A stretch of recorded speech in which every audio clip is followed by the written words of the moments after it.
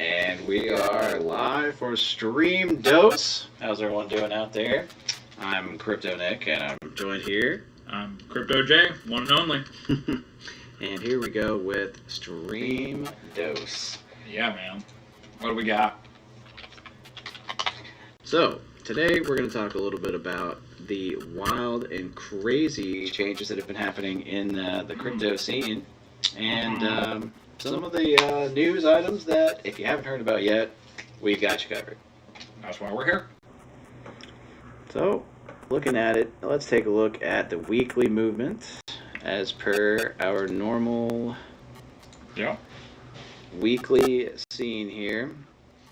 Bitcoin had quite a week, reaching over 7K, and then really doing... Maintaining over 7K. Yep, exactly. So, we can see here, we had a nice jump just on the 17th, over about 2 hours. Nice little rally there. Beautiful rally. Big volume. I'm seeing Binance still number one source, people buying in, but the Europeans are getting in on Bitfinex. Oh yeah. Trading that USD. And a bunch of other markets here. But overall, good week for Bitcoin. I was surprised to see it stay at above 7K, to be honest with you. I mean, the bulls are back, man. They want their Bitcoin, and they want it now, damn it. They're not playing around anymore. Like, bear season is over. So they just need to go on back and do their hibernating thing and just kind of let the bulls take over from here. Because I'm tired of seeing everything at bargain basement prices. As much as I would like to be able to buy in pretty cheap, but, you know, I'm all about growth. I don't like to see stuff being, you know, shackled down in one place for too long. Yeah, and I think that volatility is what, you know, the kind of the name of the game. This is a perfect example right here. If we take a look at just the past, so these are 15-minute candles, so we're looking at the past 2.5, let's call it 2.5 hours here. That's some movement.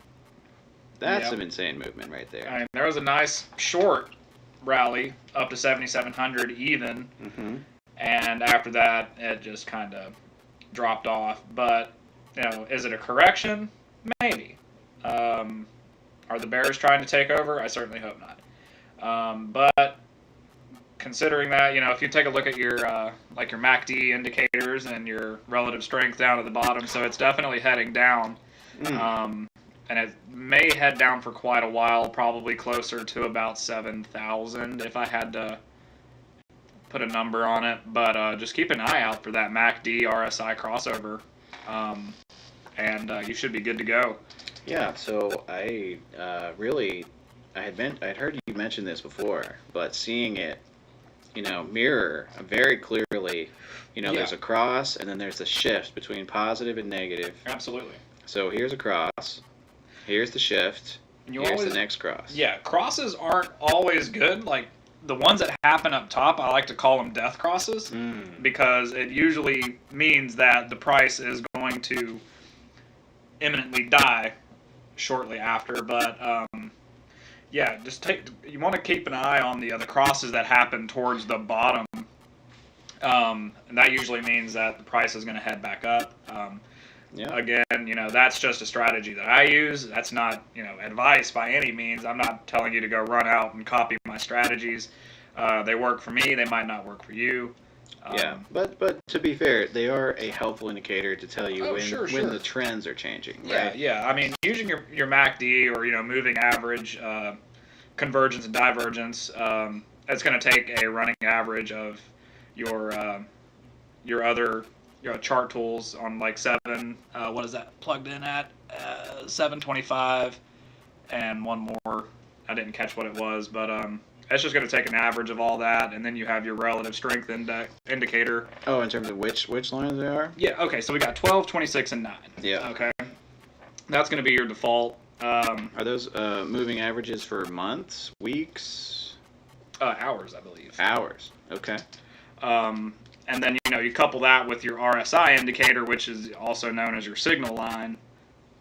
Not going to say it's entirely foolproof, but it's usually a pretty good indicator of which way things are going to be headed. I mean, these lines crossed a handful of times and were met by very predictable rises and falls in volume. So we had a cross here, shift, cross, so it's 2, 3, and they line up almost perfectly with the shift between positive and negative runs on it. So if you're looking at 15-minute candles, your next candle will be pretty indicative of which way it's going to head after that.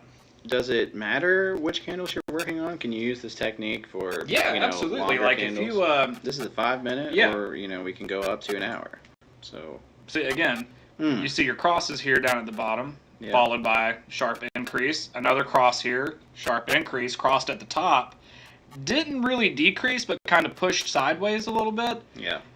But then you could see a little later there was a tiny little dip here, followed by another cross, small, very, very small pump, and then sideways movement to where we are now. Yeah. You can look at and use that indicator on just about any candle time.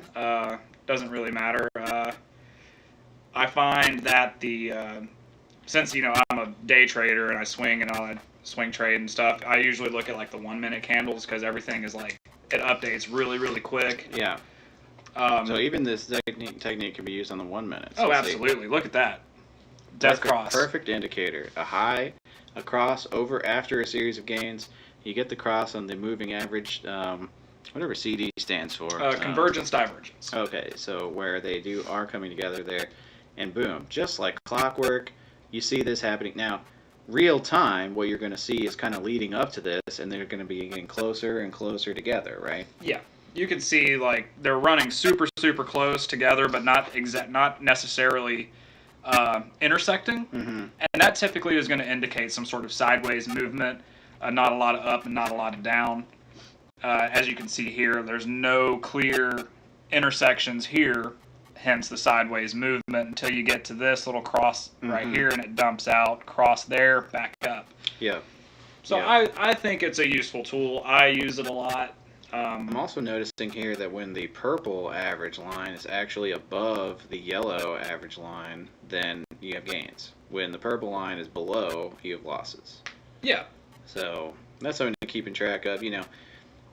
Whether or not past performance is not necessarily an indicator of what's going to happen in the future. Not at all. If we look here, all we can say for sure is that there's going to be some kind of shift. And even I would say for this Bitcoin tether chart, I mean, really, you've got a nice possible run here.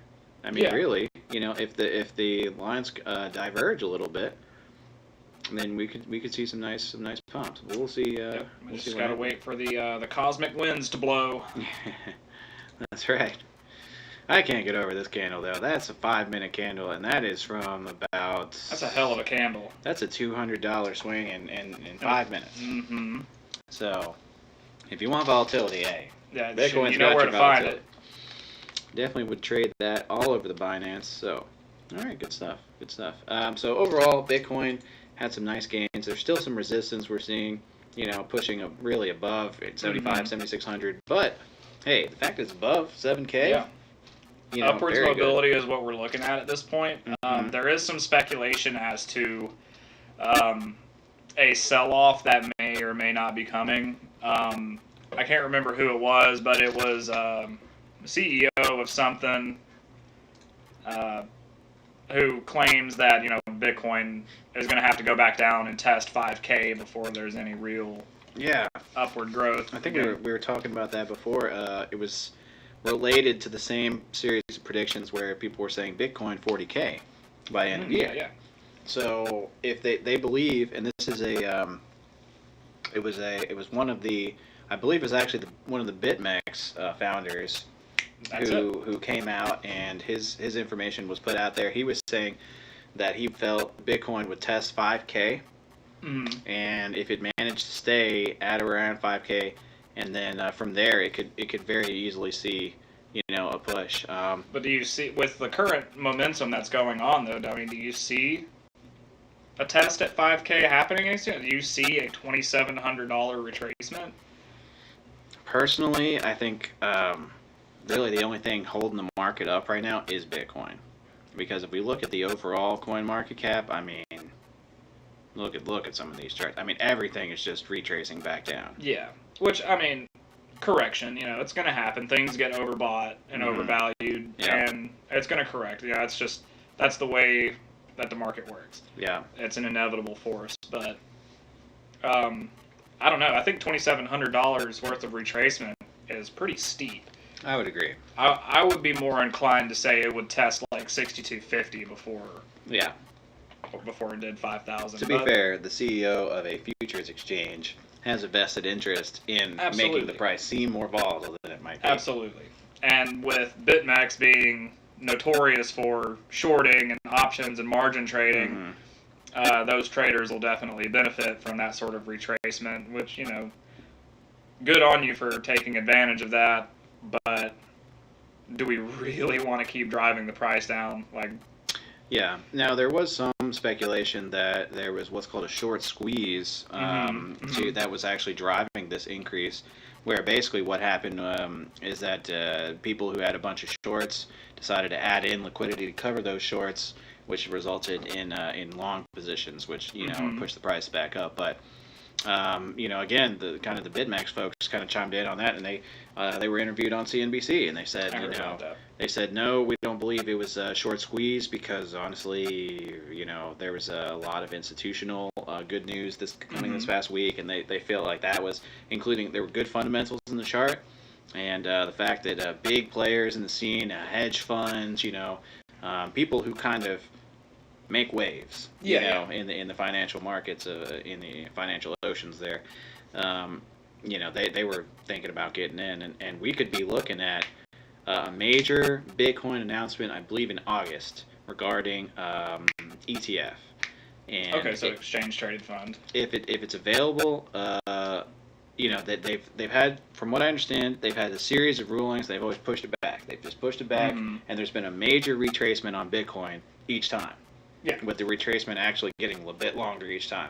So the market does not take very favorably to those announcements. Maybe this time, some big players will get in the game, and that's where that's where we could easily see. I mean, 7K to me, having experienced the run up to 20K. Yeah. I feel that was a lot of fun. I feel like this is still discount territory. Yeah. Oh yeah. I mean, when you think about where Bitcoin's going to be at the end of the year, this is buy one get one free territory right here. Yeah, that 50% off. Where do you fall in the prediction camp? Do you feel like we're going to scrape 40K? Do you think 20K is more reasonable for a year end? Yeah. I've been wrong before, and I love being wrong, right? Yeah. And I love being proven wrong. Right. I love being surprised, but in this case, with the way everything's headed right now, 40K might be a bit of a stretch. Is it possible? Absolutely. Anything's possible. Bitcoin could go to $1 million tomorrow if it wanted to. But 40K end of the year, maybe a stretch. I'm gonna put my prediction on about 25K. Okay. I feel like that's a nice conservative number. It's not super ambitious. It's easily doable if we follow the same trend that we did last year. Yeah. The nice little run up during the late summer into winter. Yeah. Which was a great time for everybody. Yeah. Lots of people made lots of money. Pretty much from the left-hand side of this chart to here when we're talking deep winter here. Can we get back there? Maybe. But looking at the 3-month, I mean, we could easily push back up to 10K. Yeah, it's definitely doable. And if it makes it 10K, maybe the Bulls get on board a little bit, maybe run it up, 15K within reach. And at 15K, then you can just kind of keep keep adding on from there. So oh yeah. So I think, every time we test a new line of resistance, like whether it's, 10K or, 12K, 12.5, 15, whatever, I think that upward mobility is what's going to keep a lot of people interested in where Bitcoin is heading. Oh, yeah. And, there's going to be a lot of people, myself included, in terms of like the way last year went, that are going to feel like they missed the bus. you know, that's something that happens. You know, I mean, you can't blame yourself. You know, it's just who knows where these things are going to go. We're still very, very early days in the crypto market. You know, I say it all the time. You know, it's very much the wild, wild west right now. This is very, very virgin country for us, and who knows what's going to happen tomorrow, a month from now, a year from now. So that's where I'm at. I think right now, by year end, 25K is a safe bet. Again, that's just a prediction. I have no idea where it's going to go. It could go to $1 million. It could drop to zero. You just have to wait and see. Yeah, and I mean, it's hard to predict, but you know what we can do is safely say there is absolutely no way that Bitcoin is going to just disappear. When you talk about daily volume approaching $5 billion, $5 billion. That's insane volume. I mean, the overall volume has recovered quite nicely as well. I mean, we're $25 billion up from where we were last week. In terms of overall market cap? Or what the Bitcoin volume in general. Mm-hmm. Oh, yeah. I mean, $25 billion. I mean, it's kind of funny because we throw around these gigantic numbers like they're nothing, but really think about that. I mean, people sat down, folks like you and I, who wanted to get into crypto, who aren't whales, right? Who got in and went on and created a Binance account and said, you know what, I'm going to buy in at $73.50. You know? I mean, is that... Ooh, here we go. This is just what we were talking about. Here's the cross. So we have a cross right here, and this has happened in just the past few minutes. So since we went live. Yeah. So we have a nice cross here. This is a good time to get in, boys and girls. This is where you want to be. You want to be here. And honestly, you can buy pretty much anywhere, you know, after this cross point.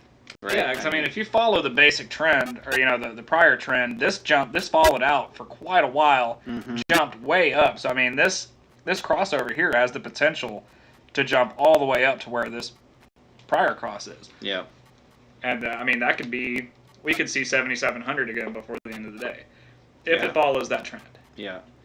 Yep. And definitely something, again, you know, if you're unsure of how to get online and trade, really, I would say start with Coinbase. But, you know, once you're... there's other alternatives. I mean, you can GDAX. Oh, yeah. I mean, there's lots of options, but what you want to do is for sure, get in there and get some of your fiat, meaning your regular U.S. dollars, and put them into crypto. Whether you do it on Coinbase or GDAX, or, you know, you go directly and get some Tether, and then send that to yourself on your Binance account. I mean, you have options. We'll be happy to walk anyone through the process, you know, should they need that. But, yeah, absolutely. You know, overall, Bitcoin, very nice week. So, did the other coins have the same results? Yeah, I mean, I think for the most part, Bitcoin kind of propped everything else up. Everything seemed to kind of move in sync with it. Let's see if we take a look at the week. So yeah, see a nice big rally midway through the week. Yep. Lots of stuff getting liquidated on Bitrect. Well, here we are with, you know, we have both the price as well as the Satoshi price indicators here for the Ethereum chart. Obviously, we don't have the Satoshi price indicator for the Bitcoin chart. Because it is Satoshis. There you go. So here we are, Ethereum. Now, Ethereum has declined in terms of overall Satoshi value, but has held on pretty well. It's held on to its dollar value pretty well. Yeah. It's heading down from the peak of that rally, but in terms of, you know, dollar to Satoshi, I think the dollar performance has been a little well, because as you can see midway through the week, the Satoshi price and the USD price are inversely related. While one's going up, the other is going down. Yeah. Which is not uncommon to see, but very interesting to see on an Ethereum chart. Yeah, and what this says to me is that it says that Bitcoin's price is doing very well. and the other coins just aren't able to keep up. If we saw that Ether was gaining in terms of relative strength versus Bitcoin, we would actually see the Satoshi value increase over time. But since this is dipping, it says to me that there's still, there's a lot of financial gains in the Bitcoin, so that it kind of explains that price increase. But then also, Ether has been dipping a little bit over the 7-day. I mean, we have some pretty big sell-offs. We took a look at Binance here for Bitcoin. You can also trade Ether directly into Tether. Yeah. So you can go directly in there. And we had a nice 5-minute rally here earlier today. Not so long ago. About an hour or so ago. Yeah. So hours. Here we are, and really, that run, it was fantastic. It was great. But really, looking again at these indicators, and this is something that I might have to remind myself. Yeah. Because again, this is looking really good to buy in. In fact, I might need to do some of it. Let's see the Bitcoin to Ether. So you can also trade your Bitcoin into Ether and vice versa. So here we go. Now this is interesting. We have a cross, and then more positivity. Yeah. So we had a big negative streak here, and then again, this convergence happens, and look at that nice gain. Yeah. My immediate concern with this indicator right now, though, is since these two lines are so close together, I'm worried that it's just going to push sideways instead of pushing upward. You're still going to see your green candles pop up, and you're going to see red candles pop up as well. But what I'm really interested in seeing is a cross and a huge divergence in the lines. That, to me, that's what indicates big spurts of growth, as opposed to very narrow lines just pushing it sideways, which I'm not opposed to sideways movement. Yeah. That's perfectly fine. I would prefer that it didn't go down after some sideways movement, but that's the way of the world sometimes. Yeah. So what's interesting here to me is that there's just even these are 5-minute candles. So even per 5 minutes, there's some healthy wicks here. Really some good movement throughout the day. So trading volume is up. If we take a look at the total volume, $77 million have been spent on Ether, over the last 24 hours on Binance alone. Yeah, that's very, very good. It's remarkable, actually. $77 million of volume. If we just sit back and think about that, there are enough people out there around the world who are moving Ether and Tether. Oh, yeah. Beautiful thing. So overall, Ether's doing okay. It's hanging in there, and we had a big shakeup in the top 10 for CoinMarketCap this week. We have our good old Litecoin slipping down to 7th place. Yep, sure did. Overtaken by Stellar. Yeah. And Charlie Lee actually congratulated the team over at Stellar for overtaking Litecoin. I think with a very gentlemanly move instead of getting pissed off and salty about it. So I think it was very, very nice and professional of him to extend his congrats to the team over at Stellar, because they are making some very significant leaps and bounds. Now, I will say that he did add in a note that he didn't feel that some of the coins that are listed here on CoinMarketCap have the same relative strength as some of the other coins, only because some of these coins, they kind of just artificially inflated their value, right? They just kind of appeared out of nowhere. You print X number, so XLM's got 18 billion XLM floating around. That's significant. Yeah, that's huge. There's token burns and stuff like that that happen to kind of limit that, but even with only 65 billion Tron, for instance, there's 100 billion Tron. Yeah. So, and they burned 1 billion, so it went down to 99 billion. And then they said, you know what, we're going to lock up 33 billion, that we have, and we're going to lock it up, and we're going to make it so it doesn't sell. Right.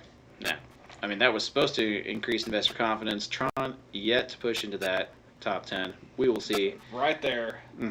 Right behind old Tether. Yep. Stablecoin. Yeah. So, Anyway, looking at that, so yeah, Litecoin really kind of dipping down, and Litecoin has just been fraught with problems, especially after the whole LightPay incident. Was it late last year, early this year? It was just basically just hemorrhaging money, and ultimately they lost confidence in it and pulled the plug, which I think was good, but I think ultimately I think Charlie Lee, among the crypto bigwigs, he's one of those guys that I think has people's crypto interests at heart, because he's all for decentralization. Oh, yeah. He's very, very much, he's in the Vitalik Buterin camp when it comes to decentralization. And I think he actually sort of touched on that in his statement to Stellar Lumens while he congratulated, yep, right here. Maybe I'm old school, but I only care about decentralized mineable coins. Yeah. And that's big. That's really big. Because some of these coins that do end up being printed, like Tether prints, X amount to maintain its market viability. Stellar Lumens prints and stuff like that. But what ultimately, what's keeping these companies from just saying, oh, I'm going to print, 50 billion, whatever. How does that print reflect in the market price? Because if you increase the supply, demand will go down. Yeah, it dilutes it, right? So your price should fall, in theory. But in generally, what ends up happening is that they burn. They burn these tokens, so it doesn't really impact the overall market. But interesting, his list here with non-minables. Litecoin actually moves up to number 4. Okay. And then we see the Ether Classic. Ether Classic hanging out in 7th. Yeah, I wanted to briefly touch on Ether Classic. I was looking at that, and there's a very healthy trading pair on Binance between Ether and Ether Classic. Okay. And another good thing, one of the individuals we plan on interviewing as a part of Block Talk is he builds mining rigs, both ASICs and GPU mining. And right now he's sort of specializing in Ether Classic mining. So it would be interesting to get his take on why he chose Ether Classic as a choice to mine, because I know he also does like Bitcoin and Monero and things like that. So he's got dedicated rigs for each different mineable coin. But I'm interested to hear why he picked Ether Classic and decided to focus on that for right now. Yeah. So the community around Ether Classic, I was kind of digging into them a little bit on that and checking out some of their forums, and they have pretty active side forum here that you can get to, forum.etherclassic or ethereumclassic.org. Just some updates here. The thing about it is that, like I said, it's very healthy trading pair. I mean, volume wise, what are we looking at here? So we've got Ether Classic. So $1,600, on the little bit on the lower side in terms of Binance, but still a decent amount of volatility. Yeah. And you can see even that dip. These are 5-minute candles once again. Yep. And you can see this nice cross pattern. I know I keep sounding like a broken record, but it really does kind of help show, in a nice graphic left to right format that you can kind of look at and immediately see huge volume loss here. But this is the dip. This is how do you buy the dip? You look for the convergence and diverge to the moving average, and that's the best advice that we're gonna give you now. If you have no idea where the coin's going and what's gonna happen to it, just look at those two lines. That's all you need. If this purple moving average here on Binance, which should be that's gonna be your MACD line. I'm gonna say the 12. Oh, you don't think it's a 12-hour average here? MACD line. Well, the MACD is an average of these 3 lines. Yeah. So it's taking the data from the 12, 26, and 9, averaging it out and giving you one nice, neat little line. Yeah. And then your RSI indicator, your relative strength, which is also known as your signal line. So if your average is above the signal line, you're up. You're golden, yeah. Yeah. So that's a nice tool here. And again, using that same technique, we can trace it. But man, oh man, look at that. If you see this, that's when you get out. You see that convergence, the first red candle you see, you better get out of there. Run. Because there is I have yet to see, and I'm going to keep looking for this, but I have yet to see where you find a shift between positive and negative without the cross. Yeah. So I'm going to keep looking for that because I want to disprove it as much as anyone else.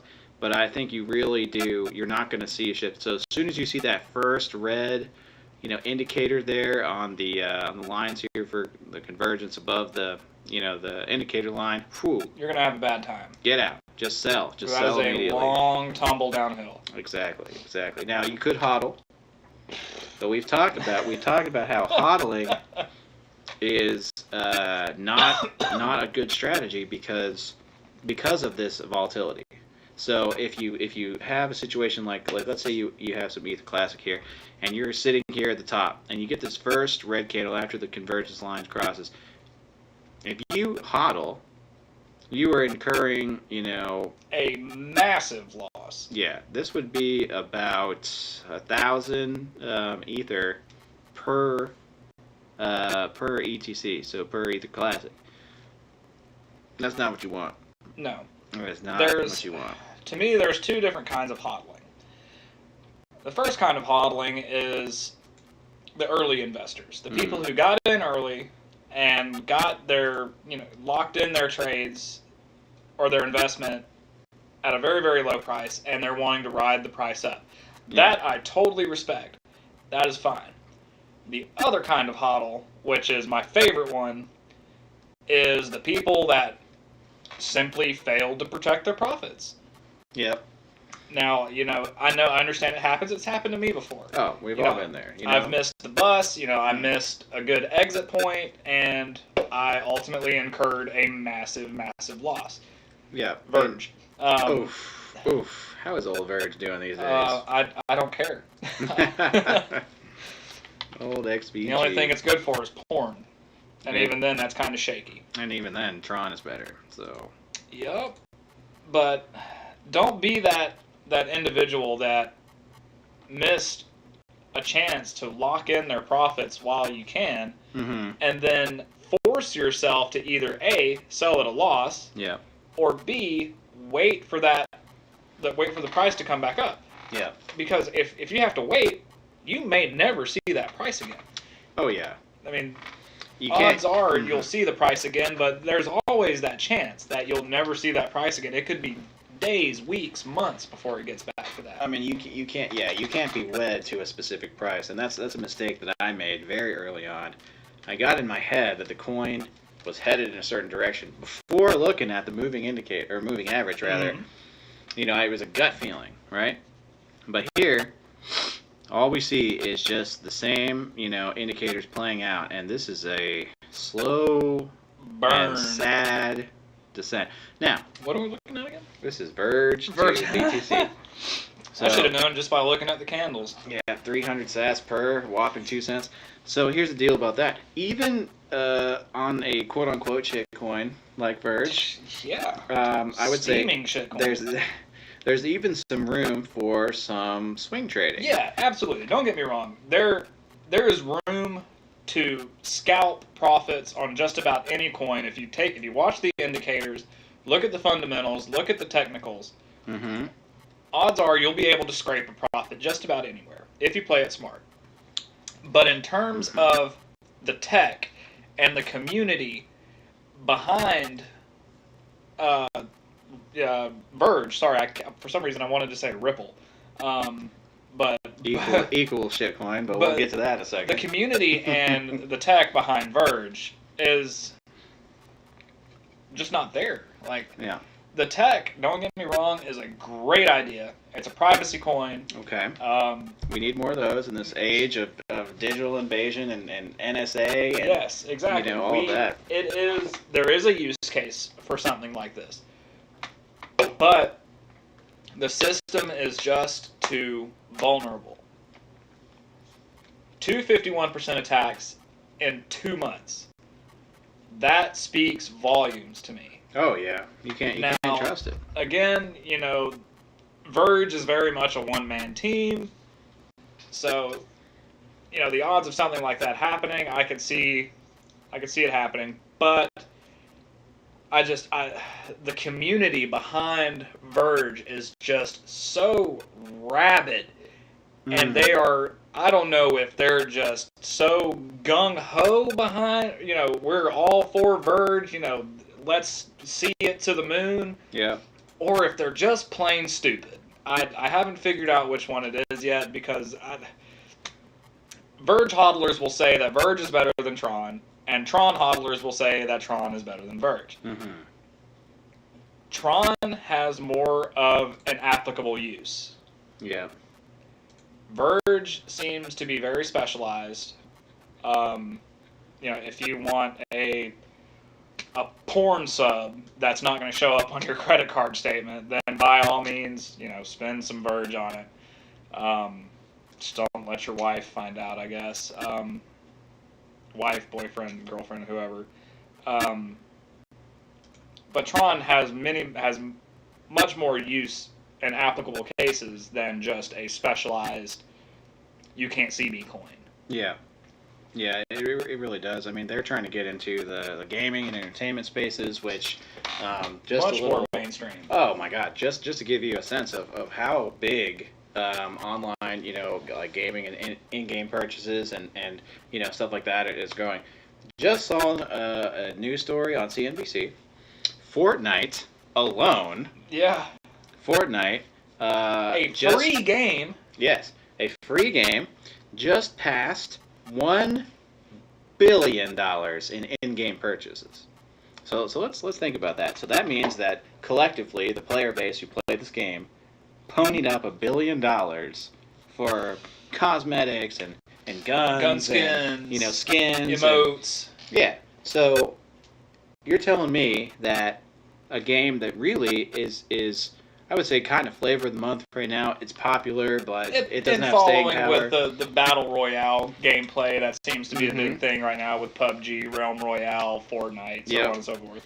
So given that genre is blown up, I mean, you already have insane esports. I mean, Activision Blizzard's got their Overwatch League, which is a city versus city kind of competition, which is ESPN's considering having a segment on it. So that's really exciting. But anyway, kind of tying it back into the crypto side. So if Tron is tackling more on the gaming side, they want to have in-game purchases using Tron. Sure. So you would have a more secure method of doing that. But there's just a lot of steps, and that's kind of my issue with Tron. It's like they have all this hype. They have these conferences, Beautiful website, beautiful block explorer. Oh yeah, I mean they have a lot going for them. But if we look at them, where is Tron right now? I'm going to tell you where Tron is. Tron's in the toilet. Okay, whether you're trading for Ether, which having a wild ride down in the depths there, or if we look at our Tron BTC, not much better. No, same general direction. Same general chart shape. Now, here's one thing I do like about Tron.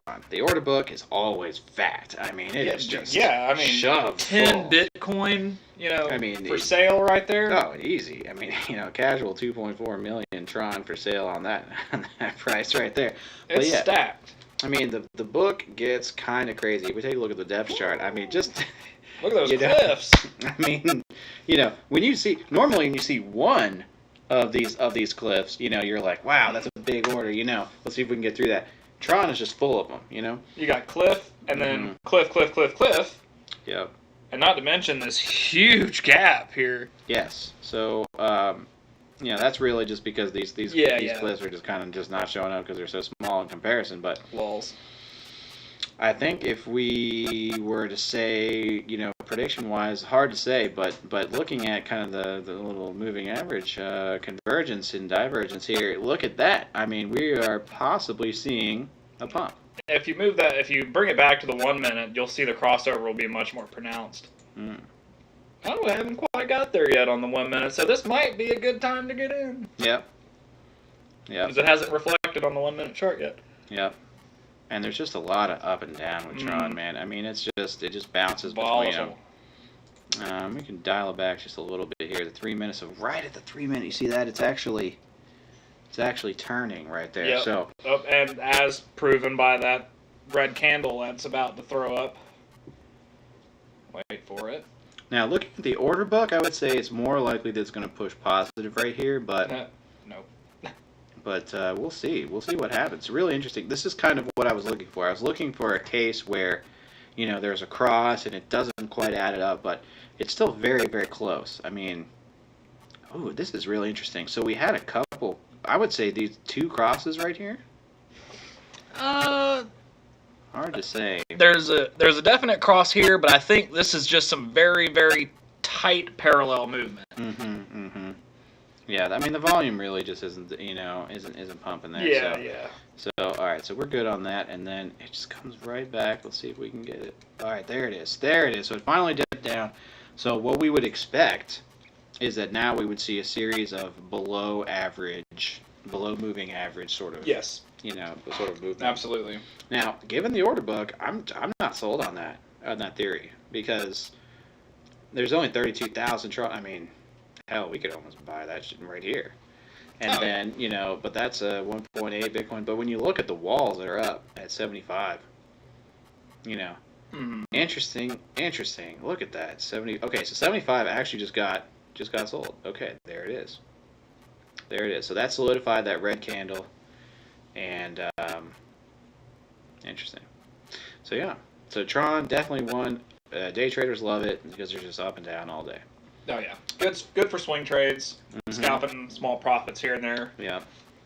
So I have all of these favorited, in part because I'm getting more into Ether, but I wanted to highlight 5 different coins that Coinbase. The Coinbase 5. The Coinbase 5. That's what we're calling them, and you will too. Once you see kind of the real. Now, did we mention the 5 on last week's stream? We did not, because I don't think that news had dropped yet. Okay, so basically the long and short of it is that in the crypto world, any adoption rumors, any new markets, new exchanges, it's a big deal. It's a big deal. Tons of hype. Oh, huge hype, huge increase in volume for those coins. Bigger audience. I mean, it's a big thing for much more money being dumped into them. Exactly. And I would say one of the biggest opportunities is to get listed on a major exchange, including perhaps even Coinbase. So Coinbase put out a list of 5 coins, and they were sort of not committing to listing those coins, but they are considering as an option. Yeah, I mean they're considering 5 different coins, and we might even say 5 coins / tokens because we do have some ERC, kind of things thrown in there. But anyway, so looking at it, the 5 are going to be 0x, Zcash, Cardano, Stellar Lumens, and Basic Attention Token. Yeah. So, of those 5, any of those stand out to you? Are you kind of like surprised at any of those, or what are your thoughts on the Coinbase 5? There's a very, very, very small part of me that's actually surprised that they decided to go with Basic Attention Token.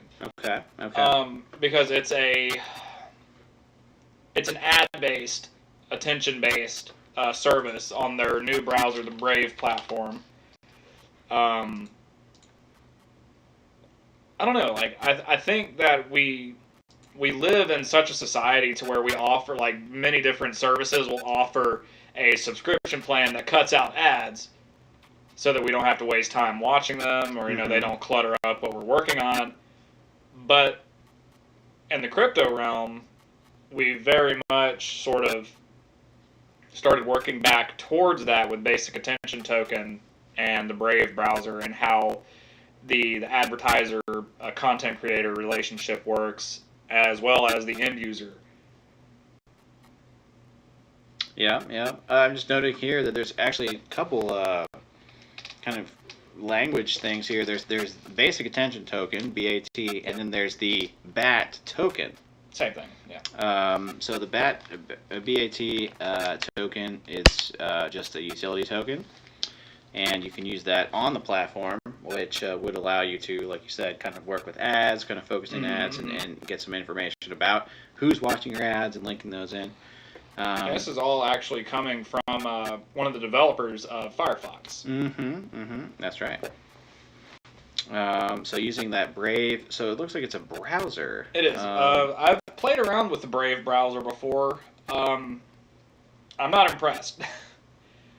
It's very, very Firefox. And, don't get me wrong, I like Firefox. Same developers, so, you can't really... I like Firefox, but I think that Brave... I know that it's still very early on and with Brave and their project and everything, but it feels like it's not quite up to par yet. Now, that's fine. It's early days for them, so they're gonna patch things, update things as they go, and that's totally fine. Yeah. But in terms of convenience, I'm gonna stick with good old Google Chrome. Yeah, same. I mean, I'm all about Chrome and use it every day. So, but hey, I'm happy to see there's some alternatives out there. Sure. Some companies trying some new things. The Firefox folks getting in and really digging into blockchain. So, kind of finding a nice mix there, and they have a use case. They really are focused in on that advertising segment, and beyond that, also trying to help the folks looking at a new, more secure, more private browser. Helps kind of keep your information private, and we all know that internet browsers have too much stored information at times. And and with basic attention token, there is a focus on content creators and publishers and them being rewarded for the work that they do as well, which I think is great. Well, a big mover and a big shaker of the Coinbase 5, I would say, would be Stellar Lumens. Yes. Stellar overtaking Litecoin. And in many ways, I would say Ripple.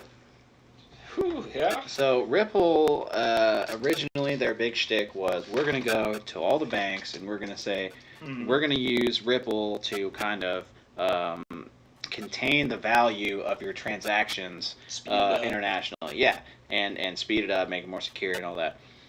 Well, the fact is that Ripple is just not quite there. They had some issues with the banking consortium, and we'll kind of go into that here in a little bit. But Stellar actually is a fork of Ripple. Yes. So now, normally, when we talk about forks, everyone gets a bad taste in their mouth because we've had so many forks of Bitcoin. Garbage. And what have they done? I mean, there's Bitcoin Diamond that you can still buy on For whatever Binance. reason, there's BitGem, Bitcoin Gold. Yep. Bitcoin. Oh, there's Bitcoin Private now, which is actually good. It's a privacy coin. Okay. But again, I think consumers had a little bit of Bitcoin, overload. Right? Yeah, the novelty sort of wore off. Yeah, I mean, you can't keep forking it and calling it Lightning and Diamond and Platinum and Lions gold and tigers and bears. Oh my! It gets kind of absurd. Eventually, you're getting to Bitcoin Ultimate and Bitcoin tinfoil. Yeah, that's right. So Bitcoin Wood is my personal favorite. There you go. So used for porn. Yeah, right. Wood token. So the thing about all these forks is, again, normally it feels like they're high on publicity, low on anything utility. Else. Yeah, I mean, utility, you name it. Now, Stellar is a successful fork, I would say, of Ripple. They're really kind of tackling the same issue. They're looking at international payment transfers as kind of their bread and butter, but they're doing it a little bit differently. Just by having a decentralized exchange, that's kind of where Ripple kind of fell off. Ripple wanted everyone to kind of go in, use Ripple in the pool, and have the market determine the lowest price, which would be Ripple, and so people ended up using it. It is a super complicated system, and the banks are really not biting at this point, I would say. However, if Stellar is able to really get off the ground. Now, they have two very interesting projects. Not only the international transfers on decentralized exchange, but also Stellar's got a really interesting thing. I forget exactly what it's called. It's called Stronghold, I believe. It's IBM is actually using their blockchain tech to pair up and explore using a stable coin called Stronghold. Okay. So, pretty exciting stuff. Let me see if I can get a little bit of information.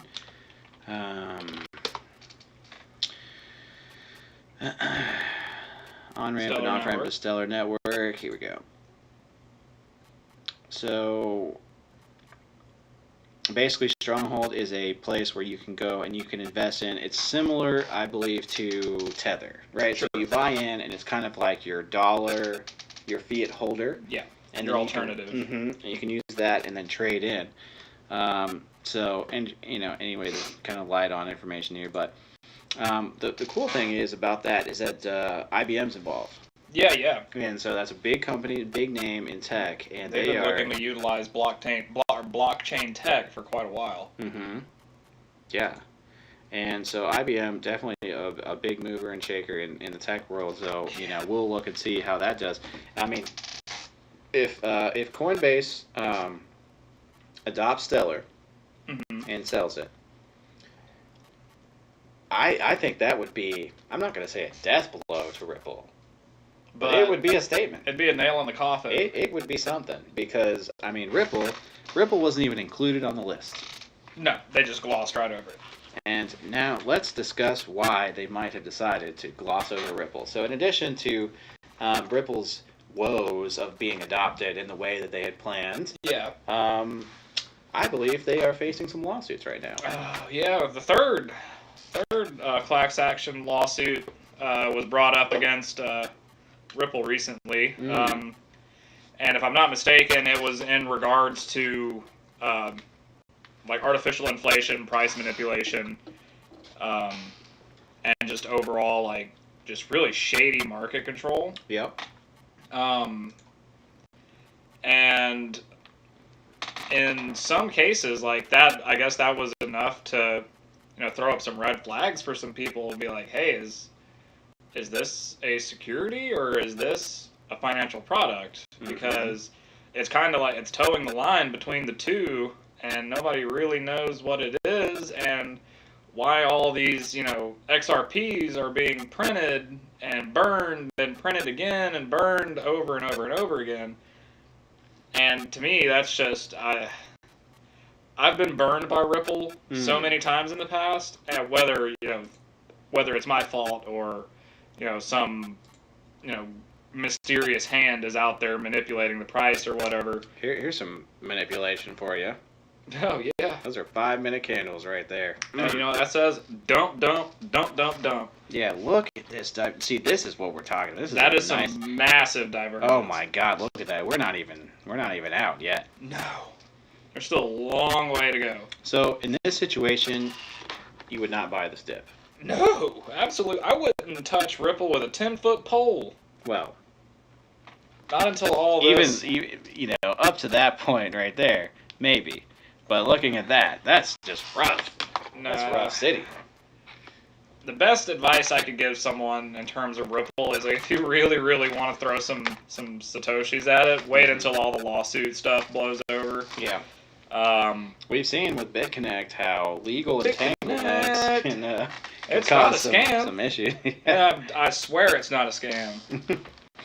Oh man, it is dumping. This is wild. We're gonna keep on this screen here for a little while because, to be honest with you, this is some pretty good popcorn moment. You can get out your popcorn, start get ready, tossing some back. Yeah, because I bet you this dump is gonna keep going and it's gonna be juicy, and then we're gonna buy the dip and it's gonna be glorious. You're gonna buy the dip.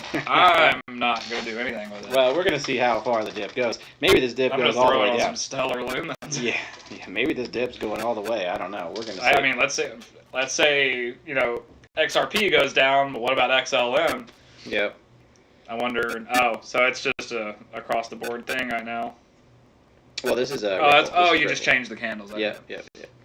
So if we changed XLM. Okay, not as pronounced. No, and this is about to meet back up. Yeah. So yeah, definitely nowhere near as pronounced as the Ripple chart. I wonder if the Ether chart is similarly. To reflect those sort of dumps. Mm-hmm.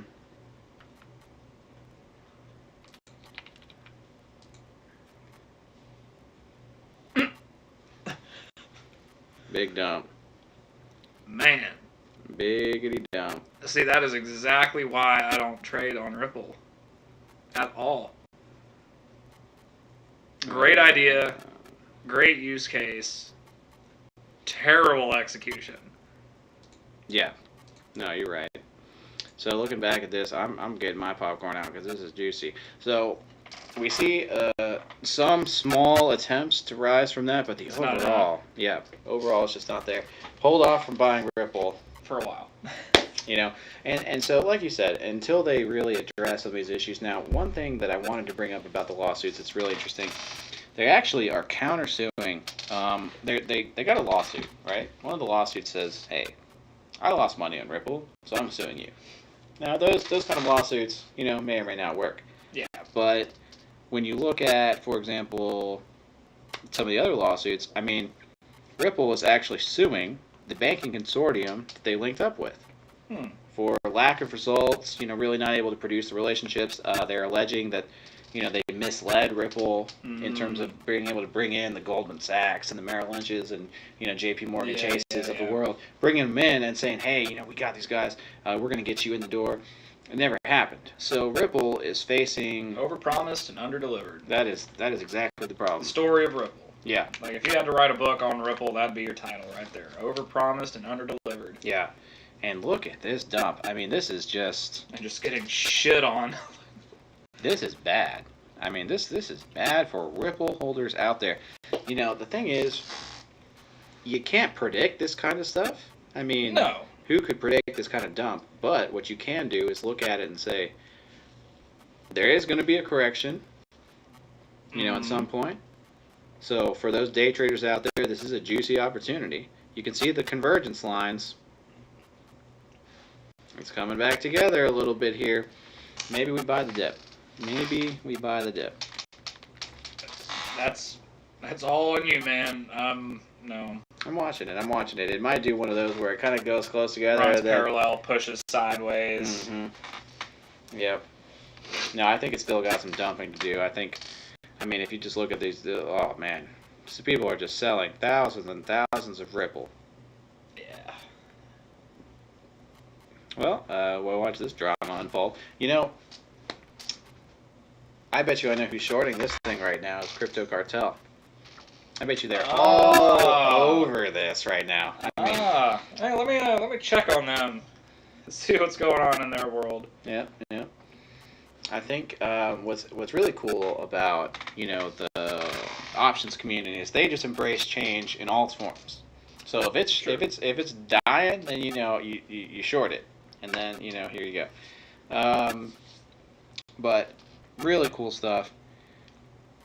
I just feel bad for all these Ripple holders who are getting creamed right now. Yeah. And it's too late in the day for it to be Asia doing this. So this is all West. This is all U.S. and Europe. Yep. Driving this one. All right, here's a positive kid. All right, here we go. We're coming back. Let's see. People buying in big. I'm waiting for the first green, and then I'm going to buy. Well, we've got some Twitch competition. Crypto Cartel just opened their own Twitch. Okay, good. I'm glad they're being active there. Yeah, we can put the gloves on and duke it out. See who's going to be better.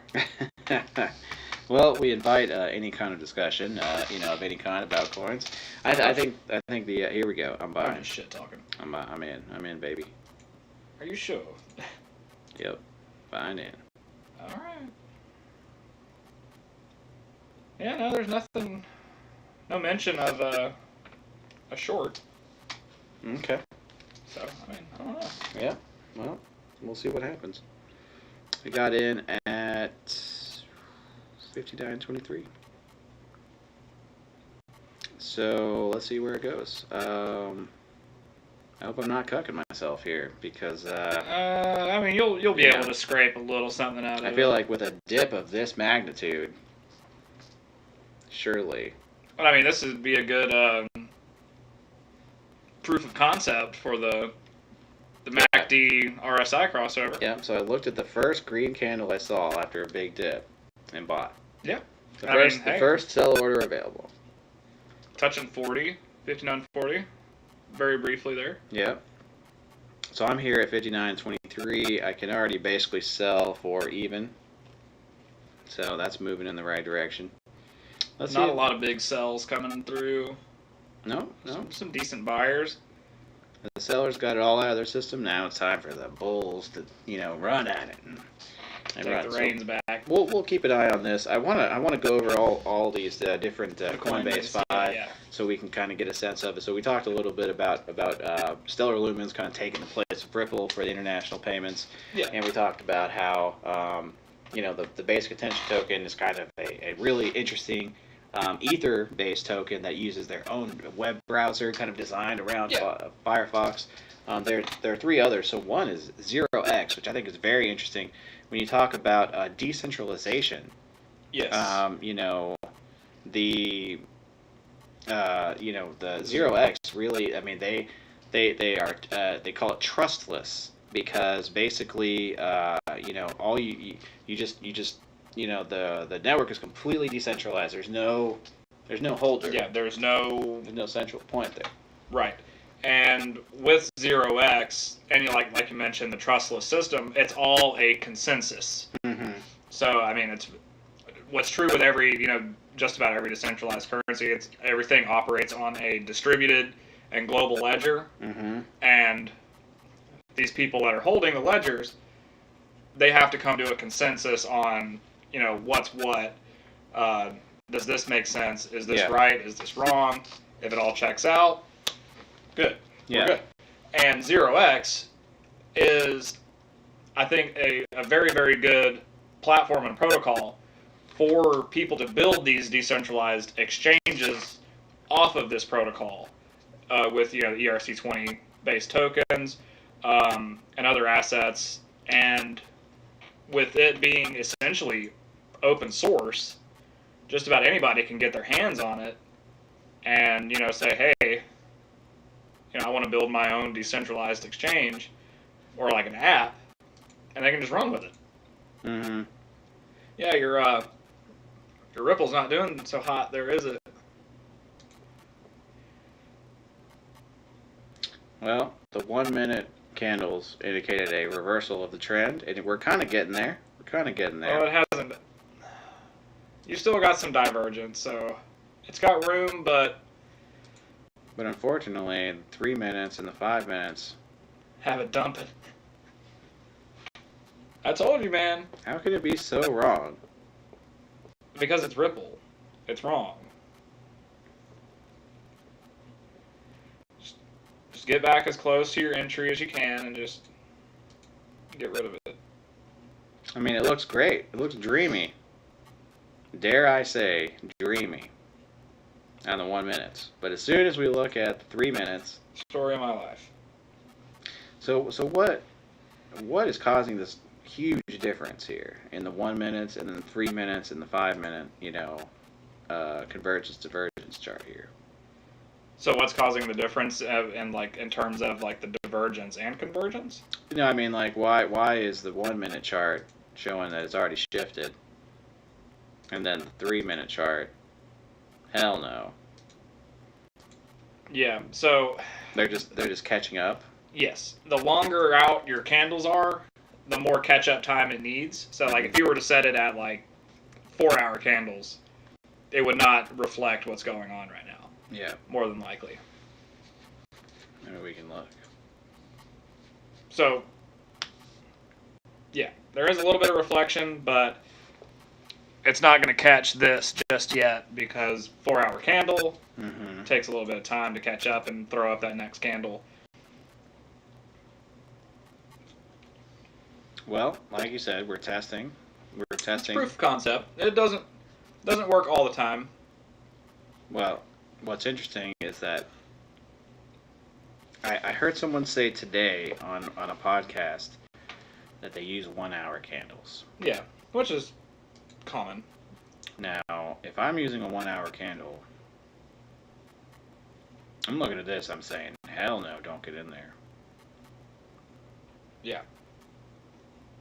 But I can't get out now. I'm underwater. Only about 10 sats. 20 sats. I got in at 59.23. So get out at 59.13. I could sell. Take the 9,000 sat loss and I could. It would be a.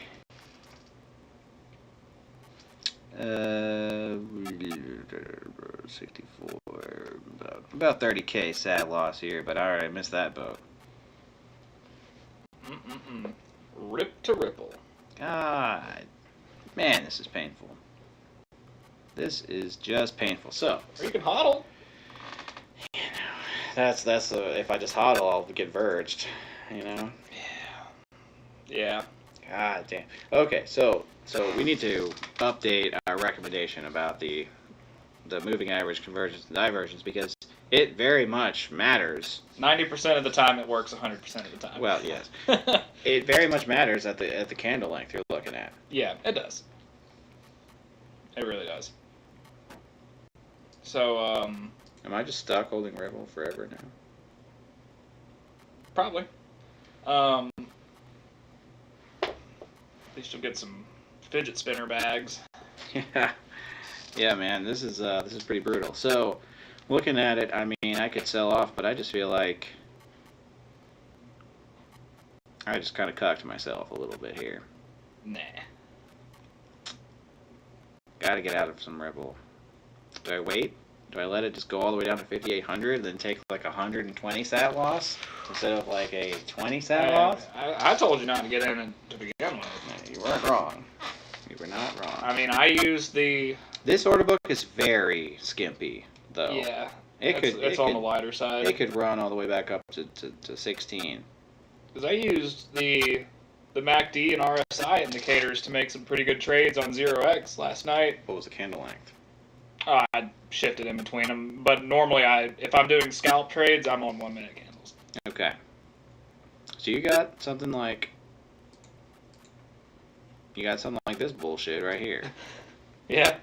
And you're like, oh, that looks great. Yeah, like on the 0x chart, like that little crossover at the bottom is fantastic. Like that's great, baby. Yeah, and ride that shit up to like buy 150 sats and sell out and make a nice, decent little profit on it.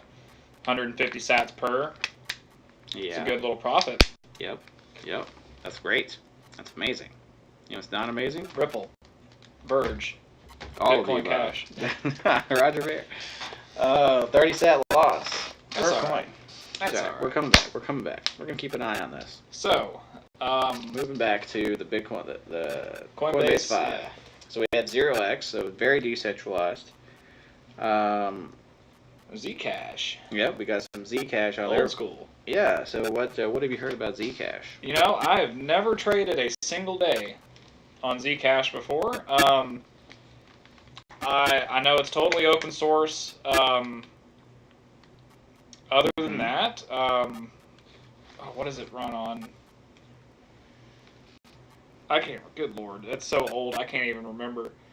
What was that? ZK Snarks. Yeah, that's it. It's zero knowledge cryptography. Yeah.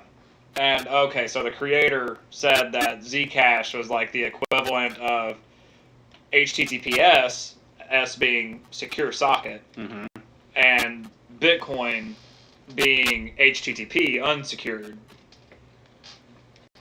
Yeah. So if you follow that, it makes a lot of sense. Where Zcash is a lot more secure and a lot more privacy than Bitcoin itself. Yeah. And definitely something to talk about on that is really we talk about being kind of a security kind of privacy endeavor, and that's going to be kind of like a theme, right? If you start looking at a lot of these projects, the advantage of crypto.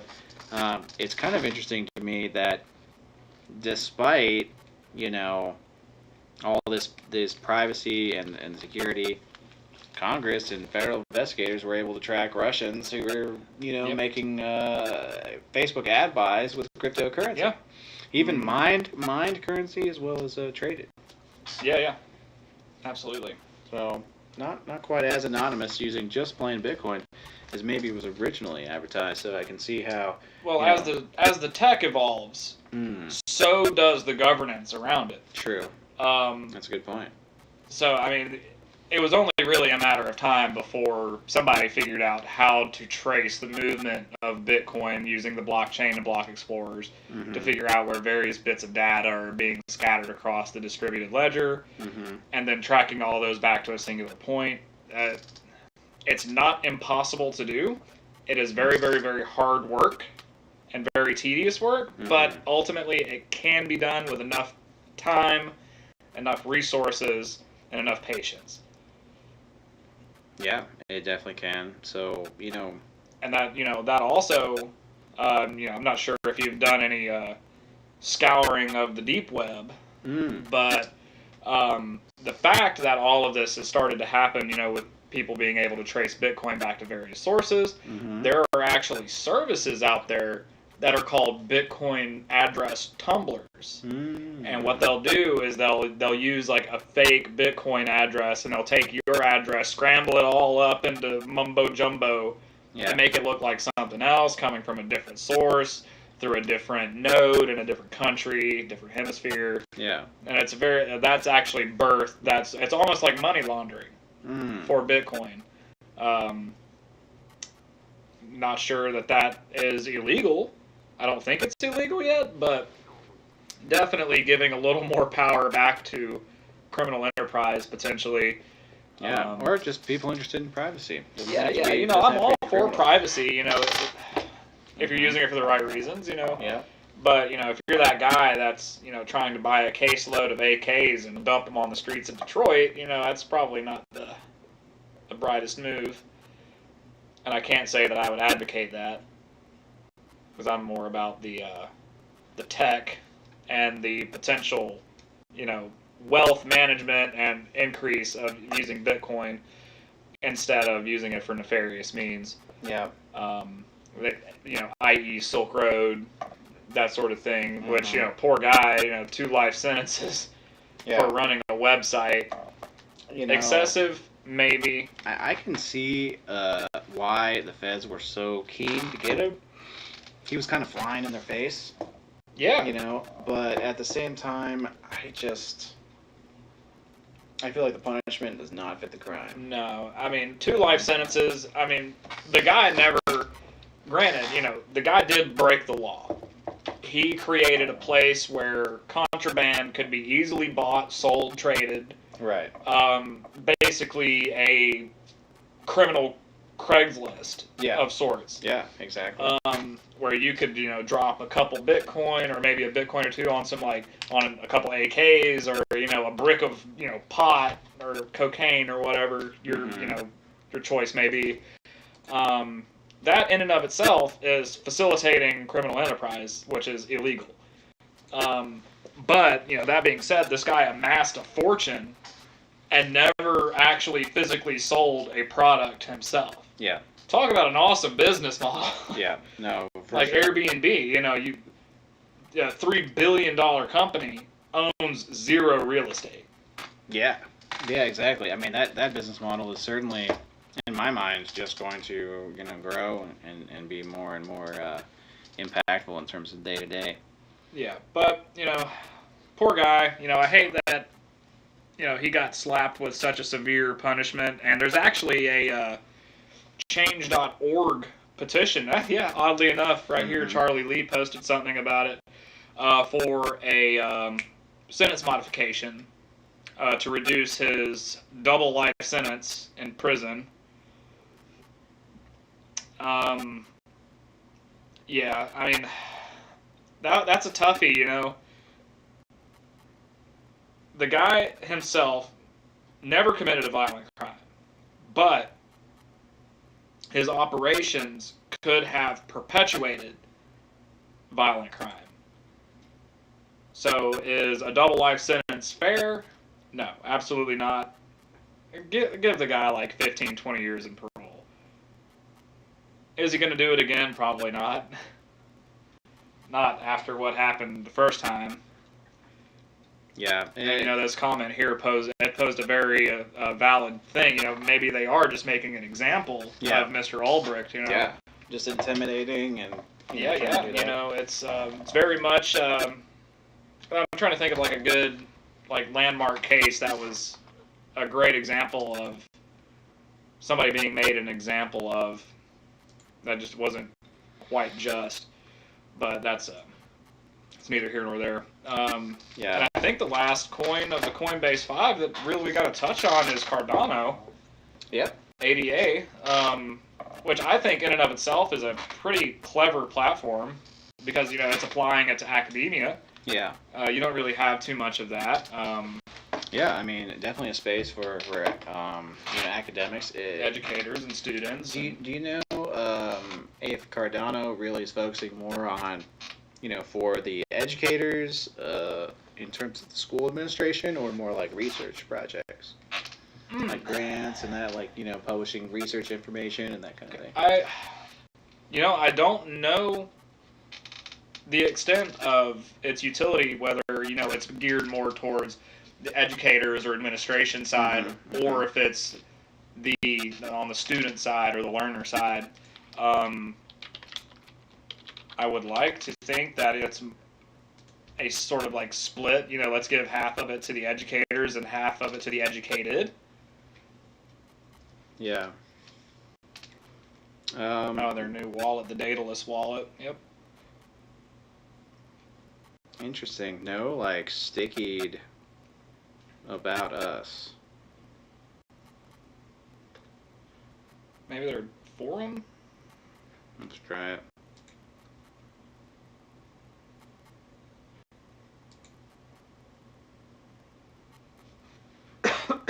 Excuse me. Well, I don't read any of that. Japanese, Chinese, Korean. Yeah. Very simplistic forum. It's the same as the Ether Classic one we looked at. So this is going to be a proof of stake coin, not a proof of... So it's not going to be mineable.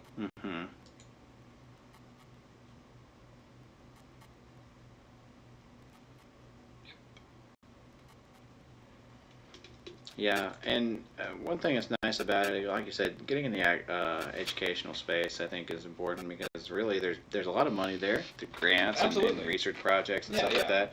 The University of Georgia here in Athens, major, I would say, player in terms of the community and doing things like that. Yeah, so. I mean, it is the Mac Daddy of state schools here in Georgia, rivaled only by Georgia State. And Atlanta. Yeah. And then, Tech, there's Georgia Tech, and Tech Atlanta people as well. would say, hey, Tech's way better. Well, when football season rolls around, we'll see about that. Yeah, they have some years, but we're not going to talk about this year. Oh, don't tell me you're a Tech guy. No. Okay, I was going to say, I'm going to have to crush this can on your head or something. No, it's just embarrassing to lose to Tech, but it just has happened, Yeah, I mean... Even the Yankees lose once in a while. That's true. That's a very good point. So, those are going to be the 5. I mean, as of right now, I don't really have any sense that one is ahead of the others. I would say maybe... In terms of market performance, I want to say 0x is Zero-X and Stellar Lumens are probably the forerunners in terms of market performance itself. Cardano has been kind of moving sideways. Basic Attention Token, about the same, really. Yeah. Zcash, I've never personally traded on it, so I don't follow it. Zero-X is down 10%, 24 hours. Yeah. Basic Attention were down 10%, as is Stellar Lumens. These all had huge growth, but Stellar Lumens kind of stuck it out. Yeah. We're going to see some dip in here. Got some convergence going on. I'm just flipping back to Ripple frequently, so I make sure not to get shit on, not to get creamed.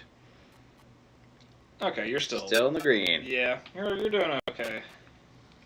I mean, my buy-in point is right there. Yeah, you're not too far off.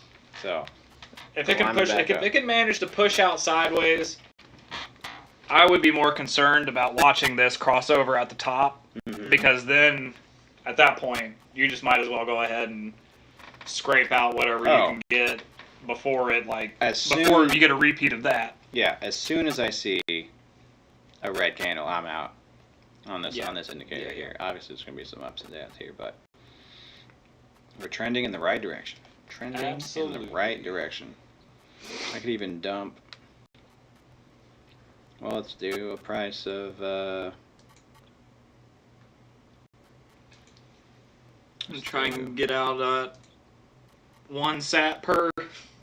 Yeah, but with fees and stuff, it ends up being being less. So I'd be at 687. So that would be 687. Okay. So if I sold at 1 sat higher. Is that right? Yeah, 687. So I'd actually be making 8K sats. There you go. So the fees and Profits stuff are really profits are. are profits. Yeah, as long as I can get back. I mean, we are so close. We are so close. Who's gonna crash it? I don't know bullshit. There you go. Touch the 20s. Yeah, but I mean, we're trending in the right direction on that one. Yeah. Proof of concept still somewhat holding up. I wish that I had looked at, and we'll see if some of these other ones are actually catching up now. See, this would have been a good time to buy here. I mean, you could still conceivably keep an eye on it and see if that reflects on everything else. Look how the 5 minutes is lagging behind, though. Yeah. So we'll keep an eye on that and see how it plays out. I mean, I'm very interested to see, if this does, end up working out. But there's quite a lot of buys going in. I mean, oh yeah, some big buys right there. So hopefully people are feeling the same way. Indeed. Anyway, we'll continue to update that as time goes on. Now, we did see, as far as other big market moves, Dash Coin. Not to be confused with Dash. Right. This is Dash Coin, not Dash.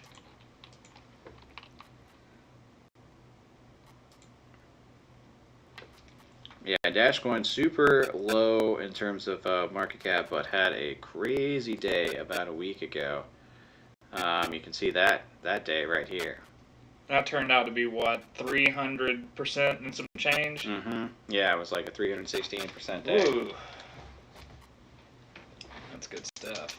Yeah. But it's only traded on what, one exchange? I think HitBTC. HitBTC. Oh, super low volume. Yeah, just insanely low volume. So that was just probably all one dude just buying it up. Yeah, just chunking it out.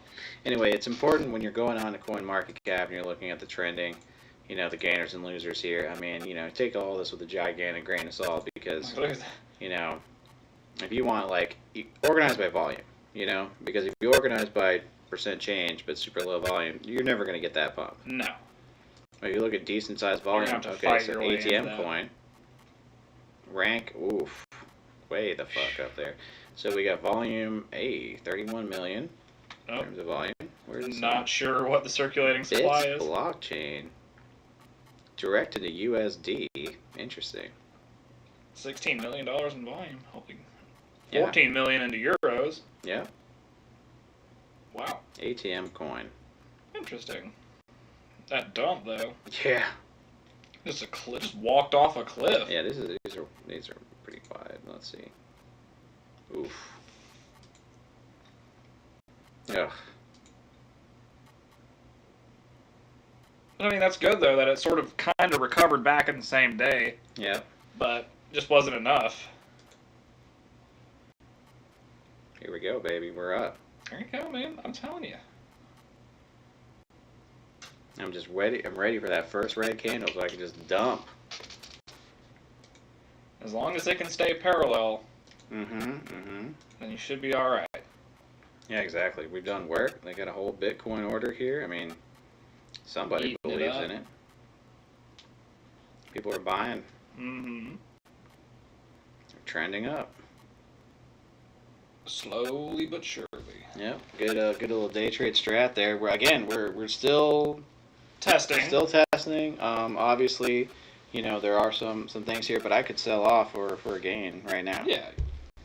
So it took a little time, and there was a little some hand wringing and some worrying and some brow sweat there, but the 3 minute candle looking good.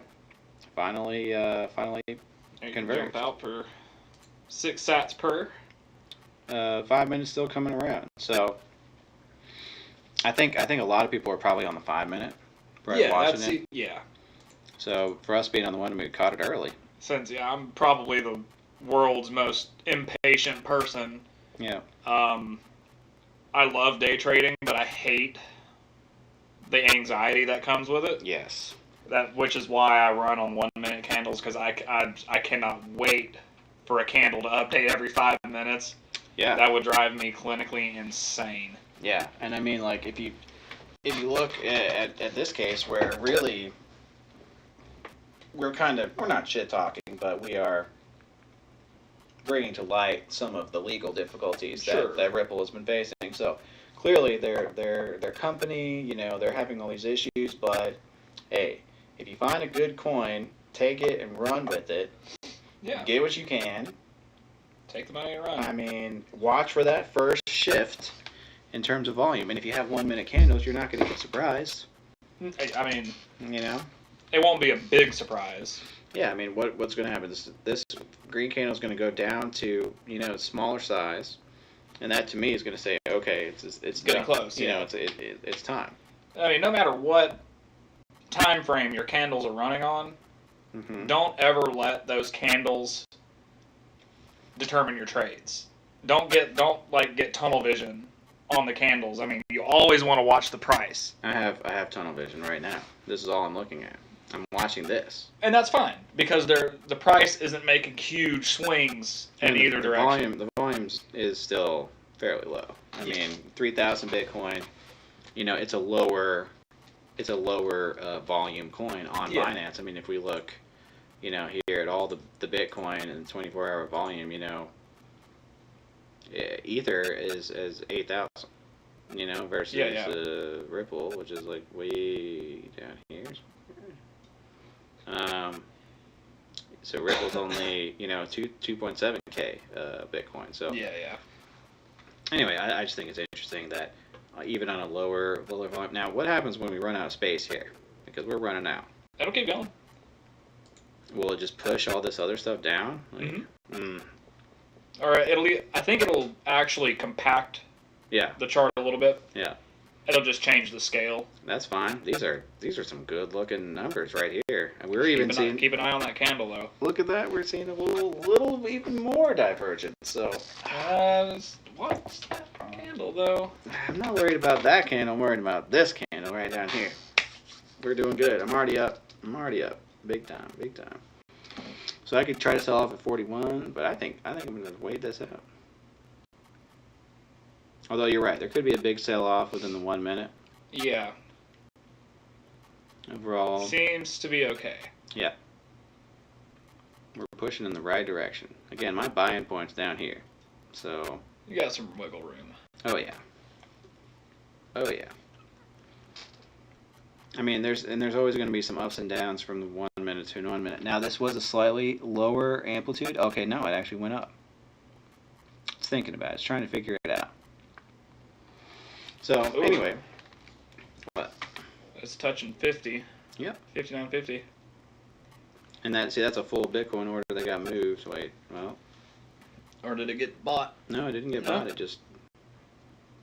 He just put in the different things. So, one full Bitcoin here. 1.5. Did I pick a winner? Or did I pick a winner? Ripple, baby. I mean, the one time Ripple actually did something good for somebody. Yeah. So I just think this method is really intriguing because, it takes some of the guesswork out of it. It does. Because you can say, if this is trending above its moving average, then it's being overbought. Yeah. And so that's just people already spending the money, so it's going to pump the price up. I mean, But looking at this, I mean, look at this. Minus 7% on the 24-hour. Still got 4. Minus 500 Satoshis. Yeah. I mean, from days open. That's a weak looking chart. Yeah, but following these indicators, I mean, that just You buy the you dip. can scrape profits if you just pay attention. Oh, we're not scraping. We're scooping. Scooping. Scooping them profits. Yeah, I mean, I could get a 23, 25 sat, and I feel like it's just going to keep on rolling. What is happening? Are you FOMOing in yet? Are you getting in on this train? Actually, it's probably too late. Yeah, it's probably way too late. It's too Woo! late. Touch 64. Again, I am just Good timing. I am Good just eyeing this like a hawk. Well, I mean, you were the one that kind of taught me about this, and I think this is a great system. So yeah, what we're gonna look for is a little sell off here. Is it imminent, or has it got time? Do I sell at 550? Maybe. Oh, 552, 553, and 49.53. Oh man, this is juicy. Maybe we can make it all the way to where's 6K? 6K is up here. So we have ways to go. Yeah. For 6K. Cool 50 sats. Can we do it? 50 sats. Only one way to find out. I know, right? Buckle up. Yep. Now, so based on where it is now, are you still thinking, I mean, at 43 cents, this is as low as it's going to go.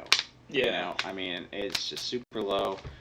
You might want to start planning your exit. Yeah, I should have taken the 50. I really should have taken the 50. Just get as close as you can. Should I take 35? Uh-oh. Starting to converge. 38, 39. I'm going to try to take 50. So here's a big gap here. Let me try 55.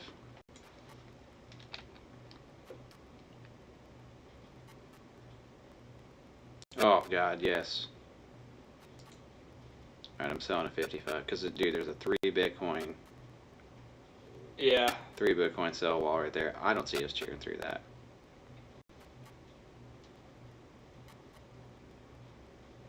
It's starting to converge. I'm getting worried. Do I just take the 32? Do I take the 8? Whatever bullshit that is. Jesus. I could have had 50. See, and this is the problem. This is the problem. All right, so they're absolutely converging. So it's time to look for the best possible price. I'm gonna cancel you because 55 not coming back. 36. See, boom. Huge sell off. 31. 33. 34, 35. Oh, see, Yep, time to get out.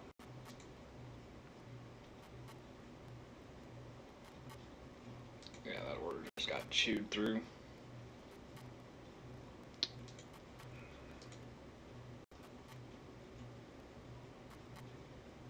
Ugh, partially sold. Come on. Please. Yeah, that'll be alright. Like so. Okay. Rock. Alright. So, ended up with a small gain. Gain nonetheless. Yep. But proof of concept indicated I should have been more aggressive here on the 50. I should have jumped it. I should have jumped in and just grabbed it. And that's the thing about that's what I've noticed when you're trying to snipe trades. You have to be, I'm not gonna say faster than the bots because who's gonna be faster than the bot? But right. You have to be, ready to get what you can. You're not gonna get the ideal situation. Don't get greedy. Yeah. Absolutely. Here we go. This is gonna dip on down. Although, look at that. Now see these. Interesting. I mean, the 5-minute candles would tell you it's time to get in. But it's also telling you something that potentially happened 4 minutes ago. That's so true. It hasn't reflected that crossover at the bottom yet, or at the top rather. Mm-hmm. That's a very good point. I'm very glad I sold, by the way. BT dubs. So, Right. I mean, proof of concept, mildly successful. Yeah, I would say so. 694. So I ended up. Mm, wow, I ended up breaking even after all that. But that was after a pretty big dip Right. from where I bought in. So really, not so bad. All right, interesting. So got that. Now there was a bit of intersection between politics and crypto here this week. Yes. We had Representative Emmanuel Cleaver, a Democrat from Missouri, tweeting calling for crypto and BTC to, quote, step their game up after Russian hackers were discovered to have used Bitcoin to fund their operations. Right. Do you think this is Bitcoin's fault? No, I don't think that inherently it's Bitcoin's fault. It's more the people behind it using it for nefarious means. People will always try to find a way to exploit it. That's just human nature. Yeah. That's the sad and unfortunate truth, but that's just the way it is. I really don't know that there's anything that Bitcoin can do to prevent that sort of thing from happening, considering it is a decentralized marketplace. There's not a whole lot of regulation there. Now, can lawmakers, toughen up the penalties for this? Sure. Mm-hmm. That'll be a deterrent. Yeah. But, ultimately, is it going to get rid of the problem altogether? Probably not. No. It's kind of like a Band-Aid, really not addressing kind of the root cause here. And I mean, ultimately, there's a lot of factors that go into the decision to interfere with the election of another country. I mean, you have so many different state actors and people at the high levels of Russian government kind of making that call. And they're very much interested in affecting the midterms as well this year. So, will the hackers be using Bitcoin again? Seeing how easily they got caught, I would say they probably won't. Probably not. They'll probably shift to a privacy coin of some sort. I can't speculate as to which one. Yeah. There's a selection. Hey, Verge, there you go. Let's hop on that bandwagon. There you go. XVG all day, every day.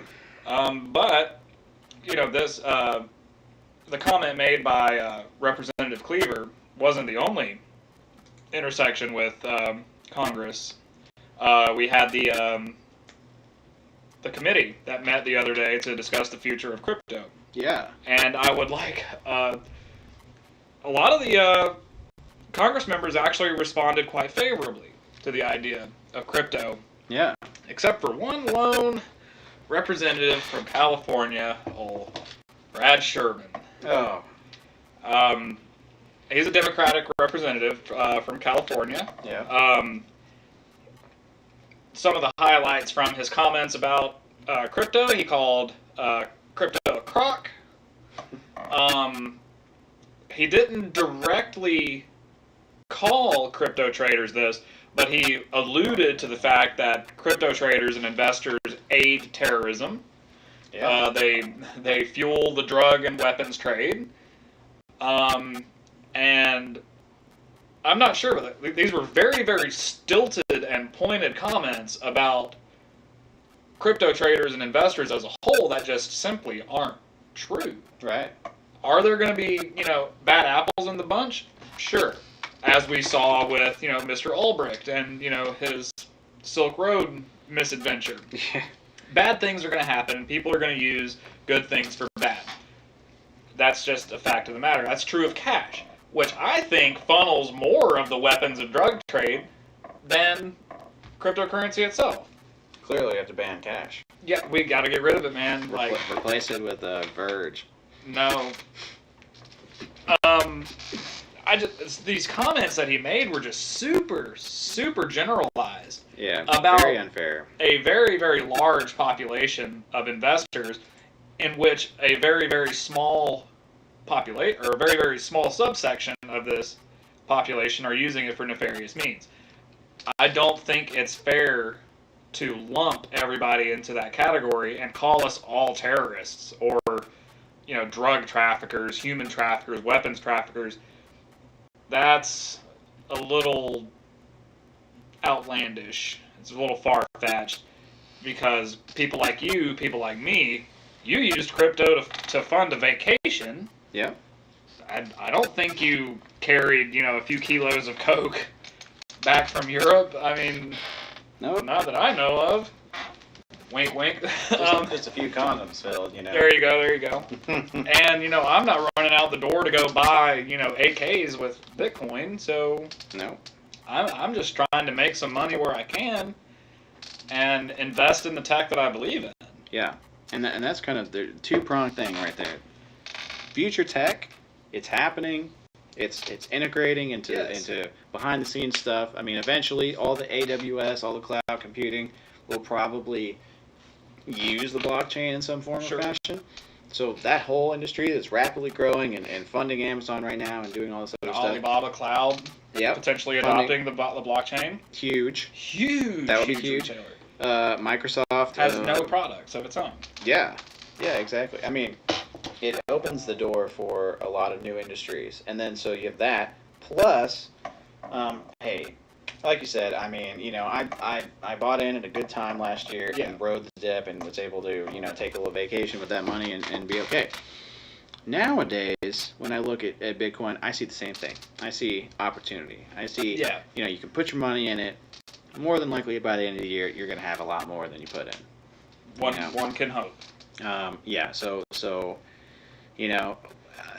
are you going to see that gain in the short term? I mean, we just had a nice indicator of how in the short term, crypto can be kind of up and down. I mean, if you think about it, I mean, if you can scrape a 1% profit a day, you trade every day, it's 365% up at the end of the year. Now, if you compound that interest on everything that you invest, I mean, it'll only go up from there. Yeah, no, that's a great point. I mean, as a day trader and having experience using a bot, like a trading bot, I usually set my profit goals at about 3%. So, I mean, if you can push 3% 365 days of the year, I mean, what's that, like 18 or 1,080%? Yeah, it's dirty. That's for sure. Yeah. So, the thing is that we look forward to, again, we're not guaranteeing no, not by any Bitcoin means. is going to go up, but there's a lot of bullish sentiment out there. Again, keep in mind with August, if we get an exchange traded fund, that's diving in and buying cryptocurrency in any major amount, that's going to create waves in the industry. I mean, the fact that you have local businesses that are really getting on board and accepting cryptocurrency more and more, building mining rigs, really getting out there and creating products for crypto users. That's exciting to me. Absolutely. Because I feel like that's taking us in a step towards adoption. Which is kind of the it's kind of the golden standard, right? I mean, if we can adopt crypto widespread, then hey, we're good to go. Yeah, and circling back a little bit to Mr. Sherman. Yeah, Sherman. I keep wanting to call him Sherwood for some reason. Come to find out, through some investigation of my own, and some, talking with some various other people who are decently connected throughout the crypto and blockchain community, come to find out that Mr. Sherman, one of his biggest investments and donors, is in the credit card processing industry, which is currently under threat for two reasons. One being MasterCard just being awarded a patent for processing crypto payments. And number two, Mr. Sherman's donor/investment was actually recently fined $13 million for participating in illegal online gambling. So, with that being said, it's only natural for him to take such a stilted view of cryptocurrency, and he views it as a threat because we are trying to not necessarily cut out the credit card processing companies, but to get them to adopt the blockchain tech and help speed things up a little bit. But so that's ultimately why he took such a unfavorable view of crypto. once all these people found out about it, there's a Twitter page. I think it's called the Crypto Dog. They're like a cryptocurrency watchdog group. They have like whistleblowers and stuff like that just to make sure everything's on the up and up. Yeah. Now, Crypto Dog, once they found out that Mr. Sherman's donor and investment had been fined for illegal online gambling, they spread that shit wide. Like, they tweeted, retweeted, and Mr. Sherman actually reached out to the owner of the Crypto Dog and begged him to stop retweeting this because it was just shitting all over everything he had going on. That's beautiful. I mean, that's beautiful. And I tweeted last night, I was like, this is the true power of the crypto community. Like, we're not trying to be this guy's enemy. Like, no. we're not trying, we don't want him as an enemy, and we don't want to be his enemy. No. But this is the kind of, force that you're dealing with. Like, if you want to be corrupt, and you want to try to shit on a decentralized system, I mean, if it's a fair call, that's fine. We'll own up to it. But don't start throwing hearsay and start calling everybody that has, a couple Satoshis a terrorist. Yeah. That's unreasonable. Yes, exactly. And there's a huge majority of crypto owners, traders, investors not involved in any kind of criminal enterprise. So it's like, it's like saying, oh, well, there's a handful of people who have committed, terrorism acts in the U.S. Either they all had assault rifles, or they all were white, or they were Muslim, or whatever. Sure. Terrorism knows no bounds. I mean, those generalizations don't help anyone, and they oversimplify things, and that's what's happening here. I mean, there is a subtlety to crypto investment. Can you use it to be anonymous and make, transactions that may or may not be legal? On the up and up? Yeah, absolutely. I mean, sure. But there's so much more there. I mean, information security, there's now dApps, so apps that are put decentralized apps, yeah. Right. So that are on, let's say, the Ethereum blockchain. Yeah.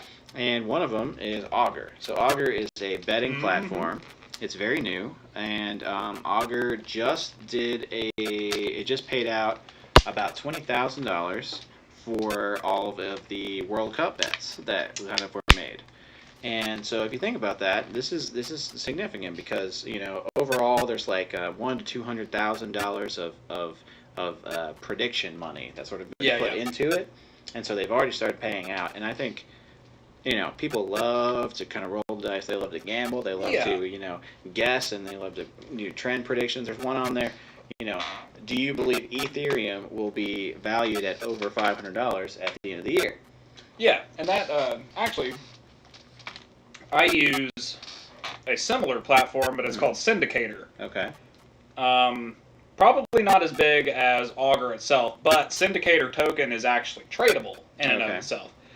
And it's very much, like you said, let me just sign in real quick. Is it Syndicate? Yeah, CINDICATOR. Not Syndicate, George. Oh, the trading symbol is, I think, just CIN. Yeah, or CND, there we go. Syndicator, got you. Okay. So it's a cheap coin, 427 sats. It's not going to make you a millionaire by any means, but it's actually free to make these predictions on Syndicator. Okay. And like, what can you make a prediction on? Let's see. I'm going to pull this up, and I will actually give you some examples of some of the I call them scenarios that they present to an individual. So here's one. Just the first one that comes up. The cryptocurrency Golem, GNT to BTC, settled at what is this? 4,150 Bitcoin or Satoshis at 4:30 a.m. UTC on Binance on Friday. Mm-hmm. Friday being July 20th. That's today. In your opinion, will Golem token against BTC trade above 4570 Satoshis for a 10% gain at any time before July 29th? I'm going to say no to that one. Well, here's the fun part. Mm-hmm. And I really wish I could show the viewers this. Right. But there's actually a... Whoa. I had to get my phone cable. Sorry about that. So you about caved that monitor in. I know it. There we go.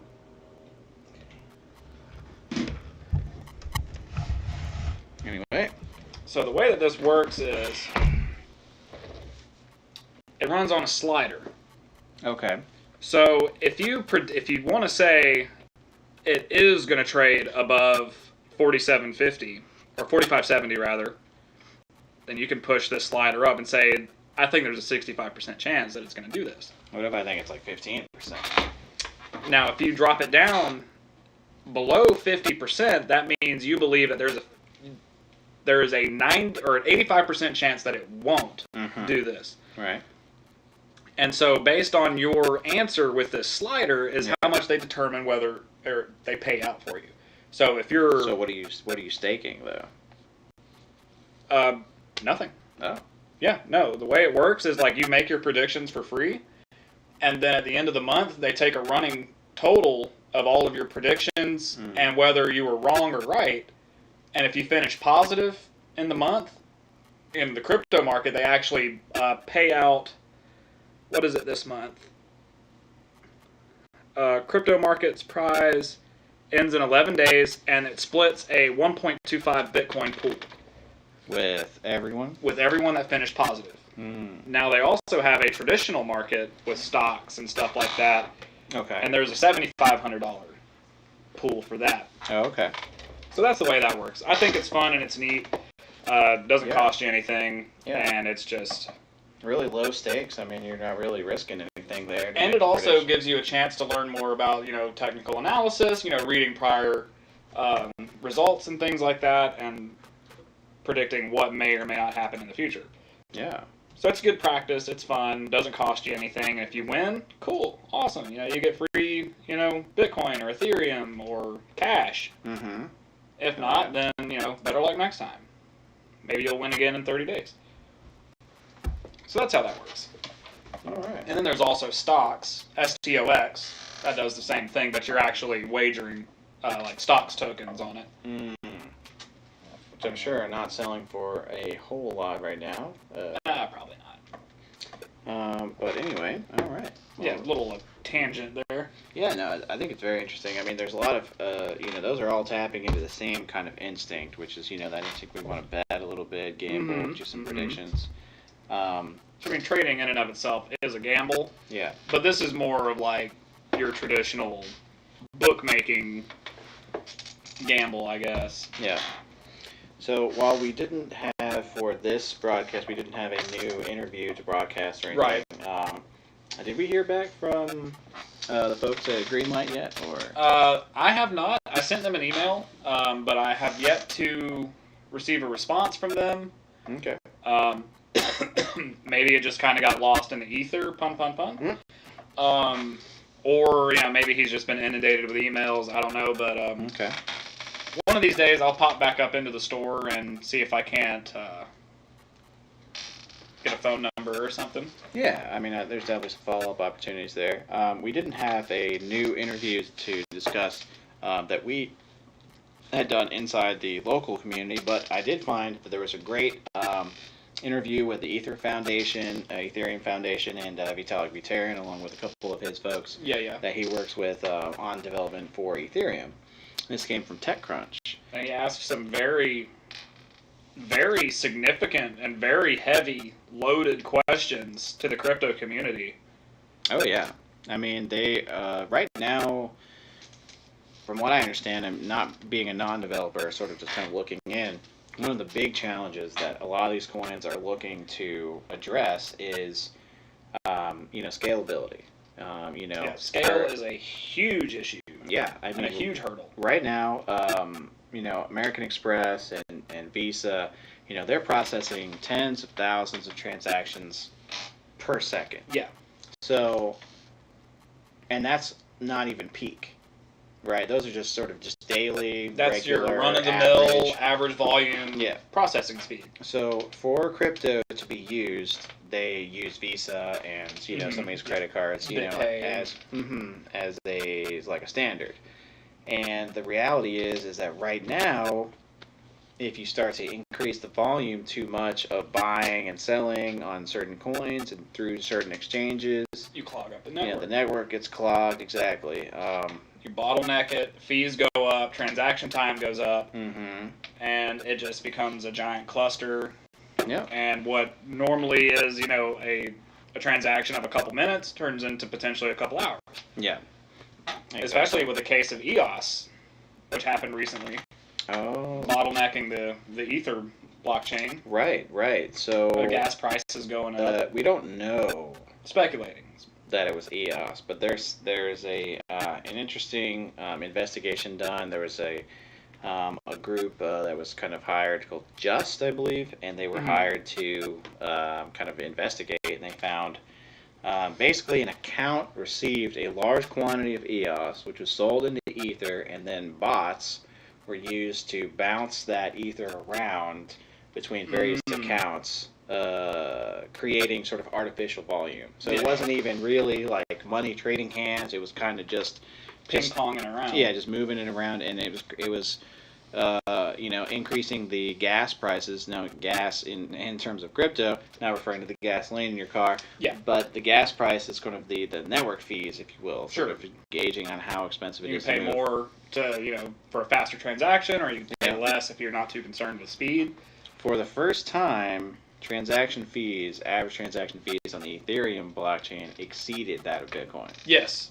Yeah. And I actually saw, whether it was true or not, photo may have been doctored, I don't know. Yeah. But I actually saw a snippet that some guy had posted where he was wanting to move $6,000 worth of Ether, but the fees to move it were $12,000. Oh my God.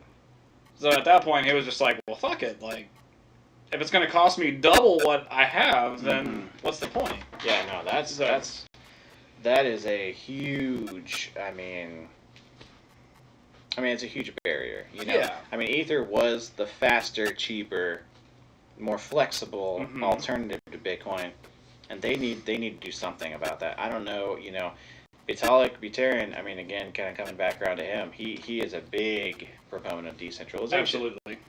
And ride or die decentralization. I think for good reason. I think that the essential core of cryptocurrency should be decentralized. I mean, it's kind of built on decentralization. You have these miners that kind of, use accumulated power, whether you're doing fog or sort of, cloud networking, cloud.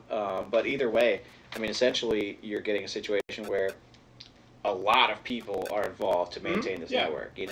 Now you could make the argument that due to the mining pools being as such they are, there's too much consolidation on the Bitcoin mining side. But that being said, anyway, or that it could be viewed as oligarchic, where the price of Bitcoin is controlled by the rich and powerful few, who are these high profile miners, people who have mining farms, just warehouses cram packed with ASICs and ant miners and A9s and S9s and whatever you have, what have you. Yeah. So I mean, there's another argument that could be made there, but in keeping on the topic of Ethereum, I think that there are more Bitcoin miners than there are Ethereum miners currently. And the Ethereum miners are very much so in that Vitalik Buterin camp, where they're really pushing for the decentralization. Oh yeah. And they view Bitcoin mining as an oligarchy that's being controlled by the rich and the powerful and stuff like that, and that's why the price fluctuated as much as it did. But speculation, it is what it is. But like you said, Vitalik Buterin is 110% all for decentralization, and he'll be the first one to call out any coin or token or platform for being centralized. He's not hesitant to throw that around and call bullshit when he sees it. Oh yeah. And for him being as young as he is, he's super talented and he's very smart. He's very resourceful. I mean, hell, he was what, like 19 years old when he developed the Ethereum blockchain, something like that. Something like that, and it's truly stunning how much talent and ability is kind of all contained within one person. He's also extremely dry and sarcastic. Very. So it makes his public speaking opportunities that much more enjoyable. Mm-hmm. So while we didn't have too much information nor a direct one-on-one interview because we're not quite there yet. I would say Vitalik might be a bit of a reach. He's a little out of our pay grade, but we're gonna work on it one day. One of these days, our business card will land in his hands. Perfect, goal, right? One day to actually shake hands with the creator of Ethereum. Can we schedule a meeting with Roger Ver so I can call him a punk? Yes. Excellent. Yes, we will do that. We will get right on that. I'll just have to make sure John McAfee doesn't find out about it because he might kill me. Yeah, but he's got so many death threats. He says maybe he won't want to come out of hiding. Yeah, he's hanging out up in North Carolina, and in the interest of protecting John McAfee's security and privacy, I won't say where in North Carolina, but he is up there. He's actually put together a new team working on the BitFi wallet. Oh, that's right. He's been advertising that pretty heavily. The unhackable cold storage wallet. Where I think he said you can store up to $100 million worth of crypto in your brain. Ooh. So interesting to see how that goes. It's still in development. I know they have some like test models out. Mm-hmm. But it's like an iPhone for your crypto. That's what it looks like. Comes in a nice, neat little leatherette wallet, and you just kind of shove it in there. And do you just use the code words, for the phrases? That's it. Yeah, that's pretty nifty.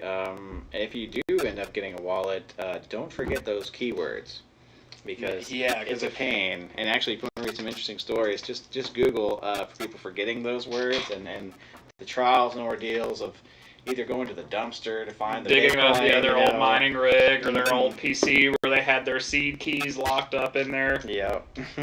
Rip to those guys, but oh yeah. I mean, I don't personally use cold storage because I'm not a high volume trader. Mm-hmm. I have what I trade with on Binance. Yeah. And I keep a little bit of Ether locked up in MetaMask, for a rainy day if shit hits the fan or the zombie apocalypse happens and the whole banking grid goes down or whatever. Mm-hmm. But I definitely do think there are extremely, extremely viable options in terms of cold storage, especially with the Trezor, Ledger Nano S, and now with Mr. McAfee's BitFi wallet coming out. Yeah. All of these wallets are adding storage options all the time. They're adding new coins. So it's interesting to see where these things are going to go. Like the Trezor and the Ledger Nano S, they're like super tiny, like a USB dongle. Where the BitFi is more like, it looks more like a cell phone sort of thing. So we'll see what happens. Yeah, this tweet is hitting me on a personal and painful level. Which one? Now.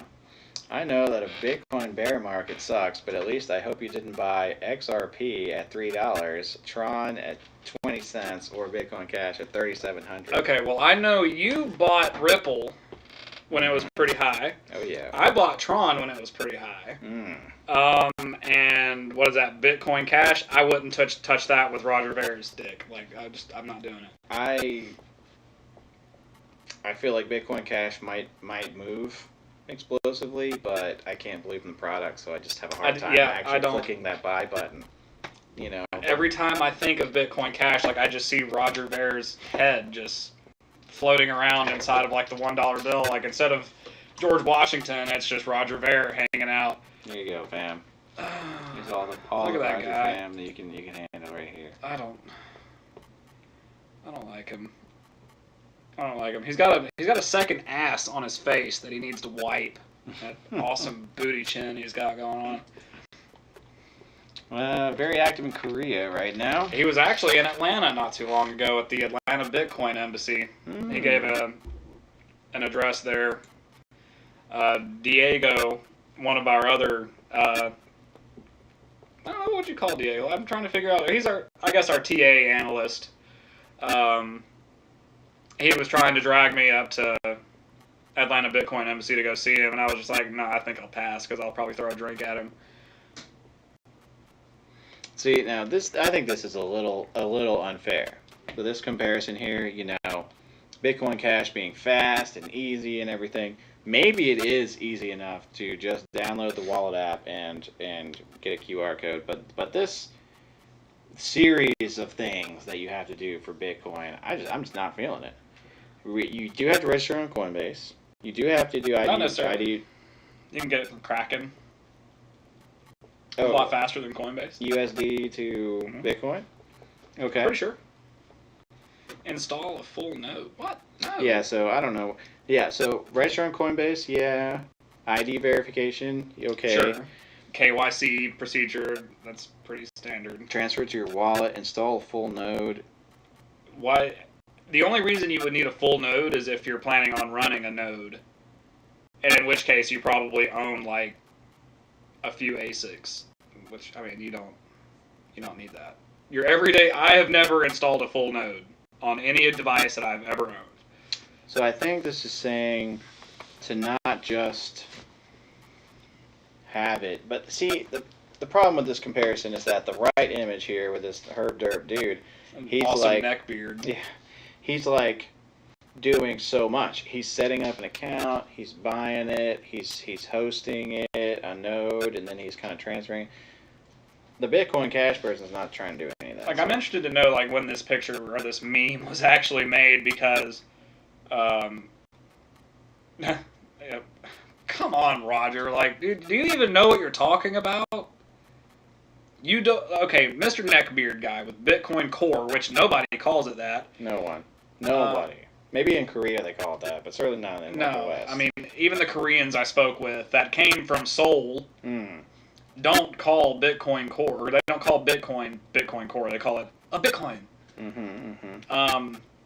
You don't have to do any of that. Like, unless you're planning on being a miner, you don't have to install a full node. You don't have to do any of that. You don't have to wait on the wallet to sync up. Like, he doesn't know what he's talking about. He's a huge shell, right? I mean, his position was inherited. He has nothing to do with the development of Bitcoin Cash or Bitcoin. He was just an investor in it. The world's first investor in Bitcoin startups. Yeah, you invested in it. You didn't help develop it. Yeah. So you just go. Like, you don't know what you're talking about. Yeah. Can't ban math. Yeah. Yeah. Oh, okay. So I was reading it. Yeah, the little screenshot of the notification where Mr. Sherman was begging the crypto dog it came from Reddit. If you actually go to like our tweets, you'll be able to see it. You'll see the go back up. Oh, where did it go? Show this thread right here. Yeah, there we go.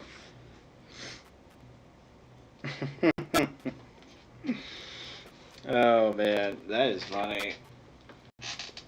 Yeah, and the Craig Caruso is a guy that I follow, and I know him through some other Facebook groups and stuff like that. He's the one that actually took that screenshot, and he was kind enough to let me borrow it and retweet it on Twitter. Because it was just originally posted on Facebook. Yeah. But I saw it and I was just like, dude, I gotta post it.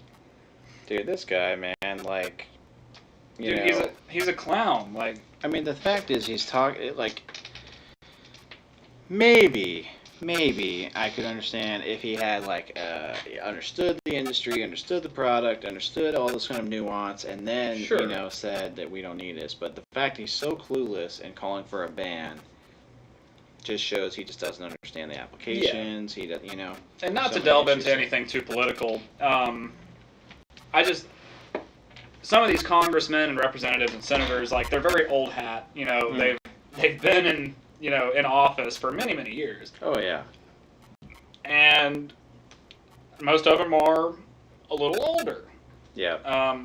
So they're not in a place to where they understand the tech. They were they were probably, well into their adult life when the .com, rage happened. Mm-hmm. They probably didn't understand the tech then. And they're certainly not going to understand, blockchain tech now.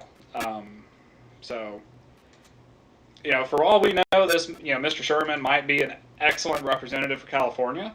But I don't think he's in a position to comment on a technology that he understands absolutely zero about. Yeah.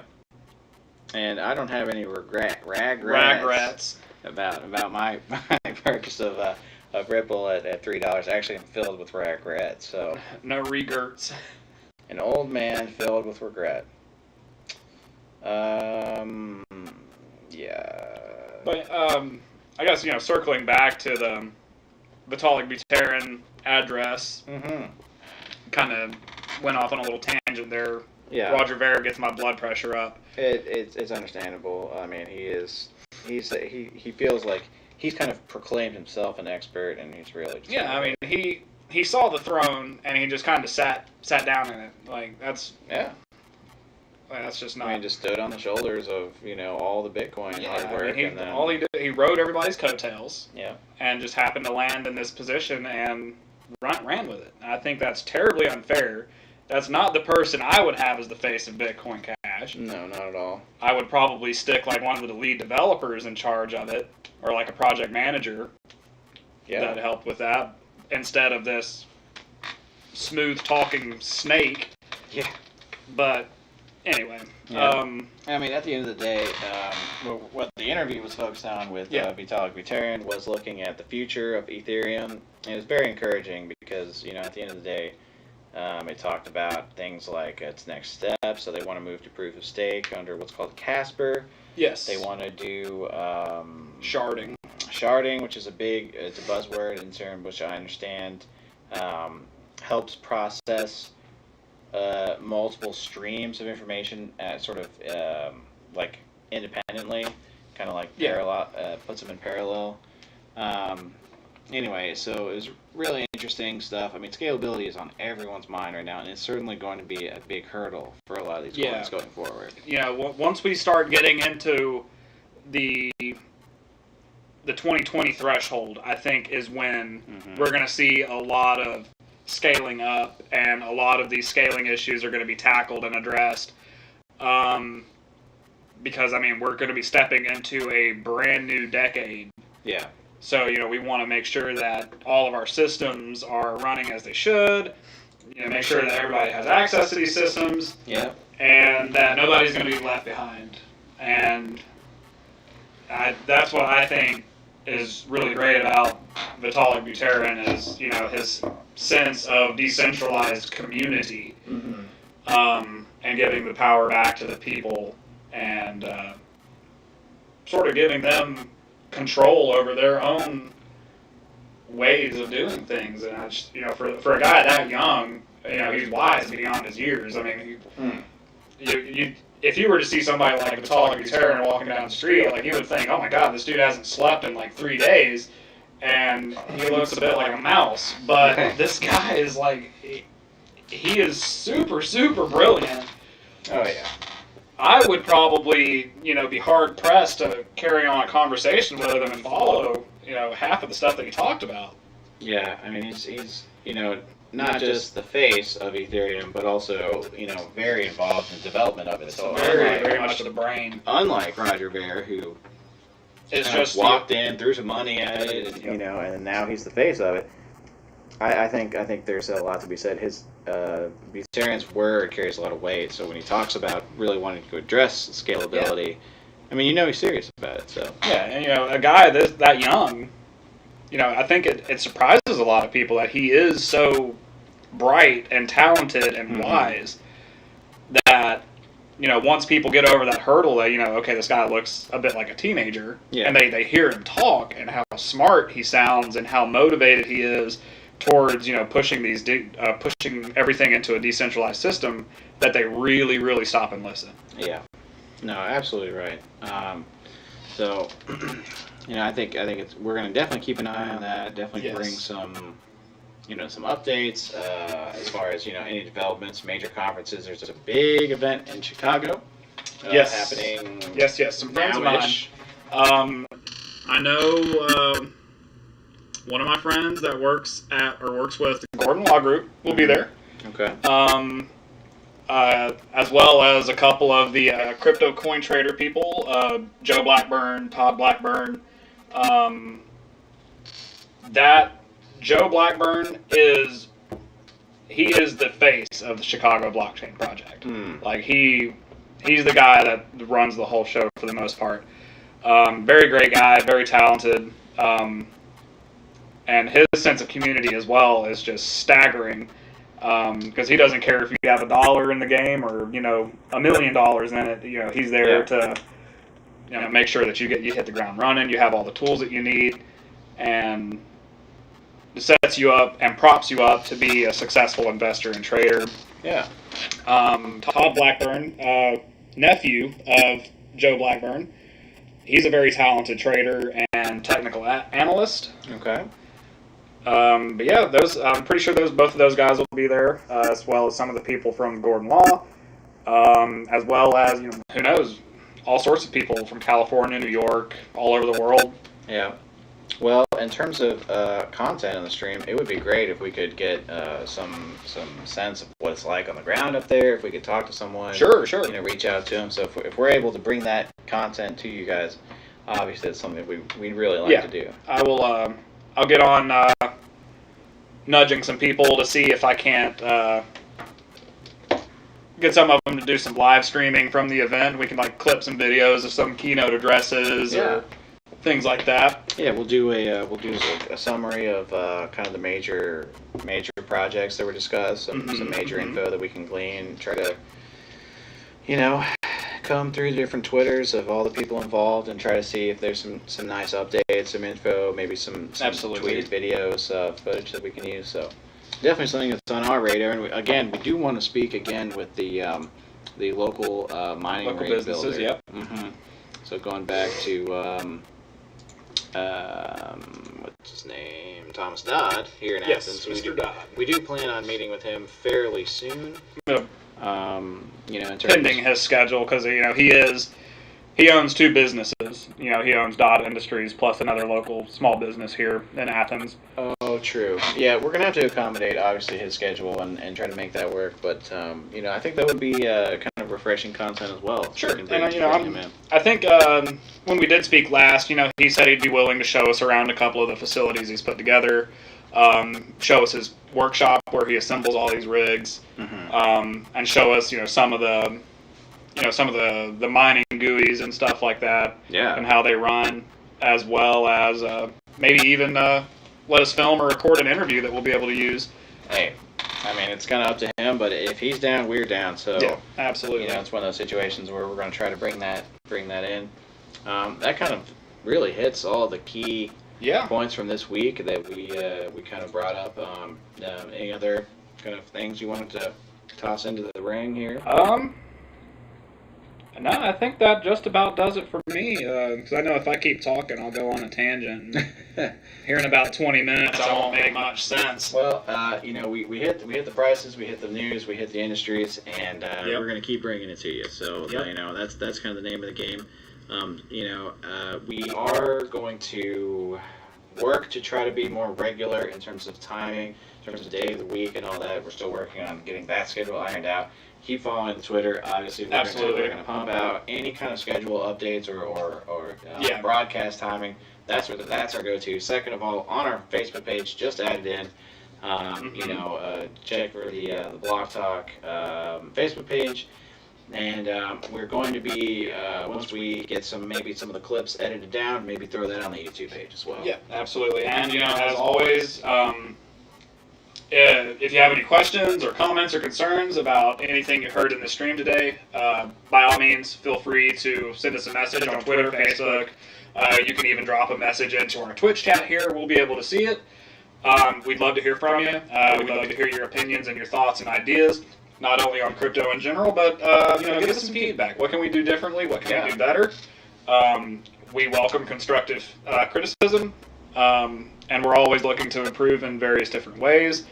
And if whether you're watching it live or you catch the VOD of this, please take some time to go like and follow our Twitter and Facebook page. And if you find it in your hearts, we are always open to donations, both cash and crypto. Yeah.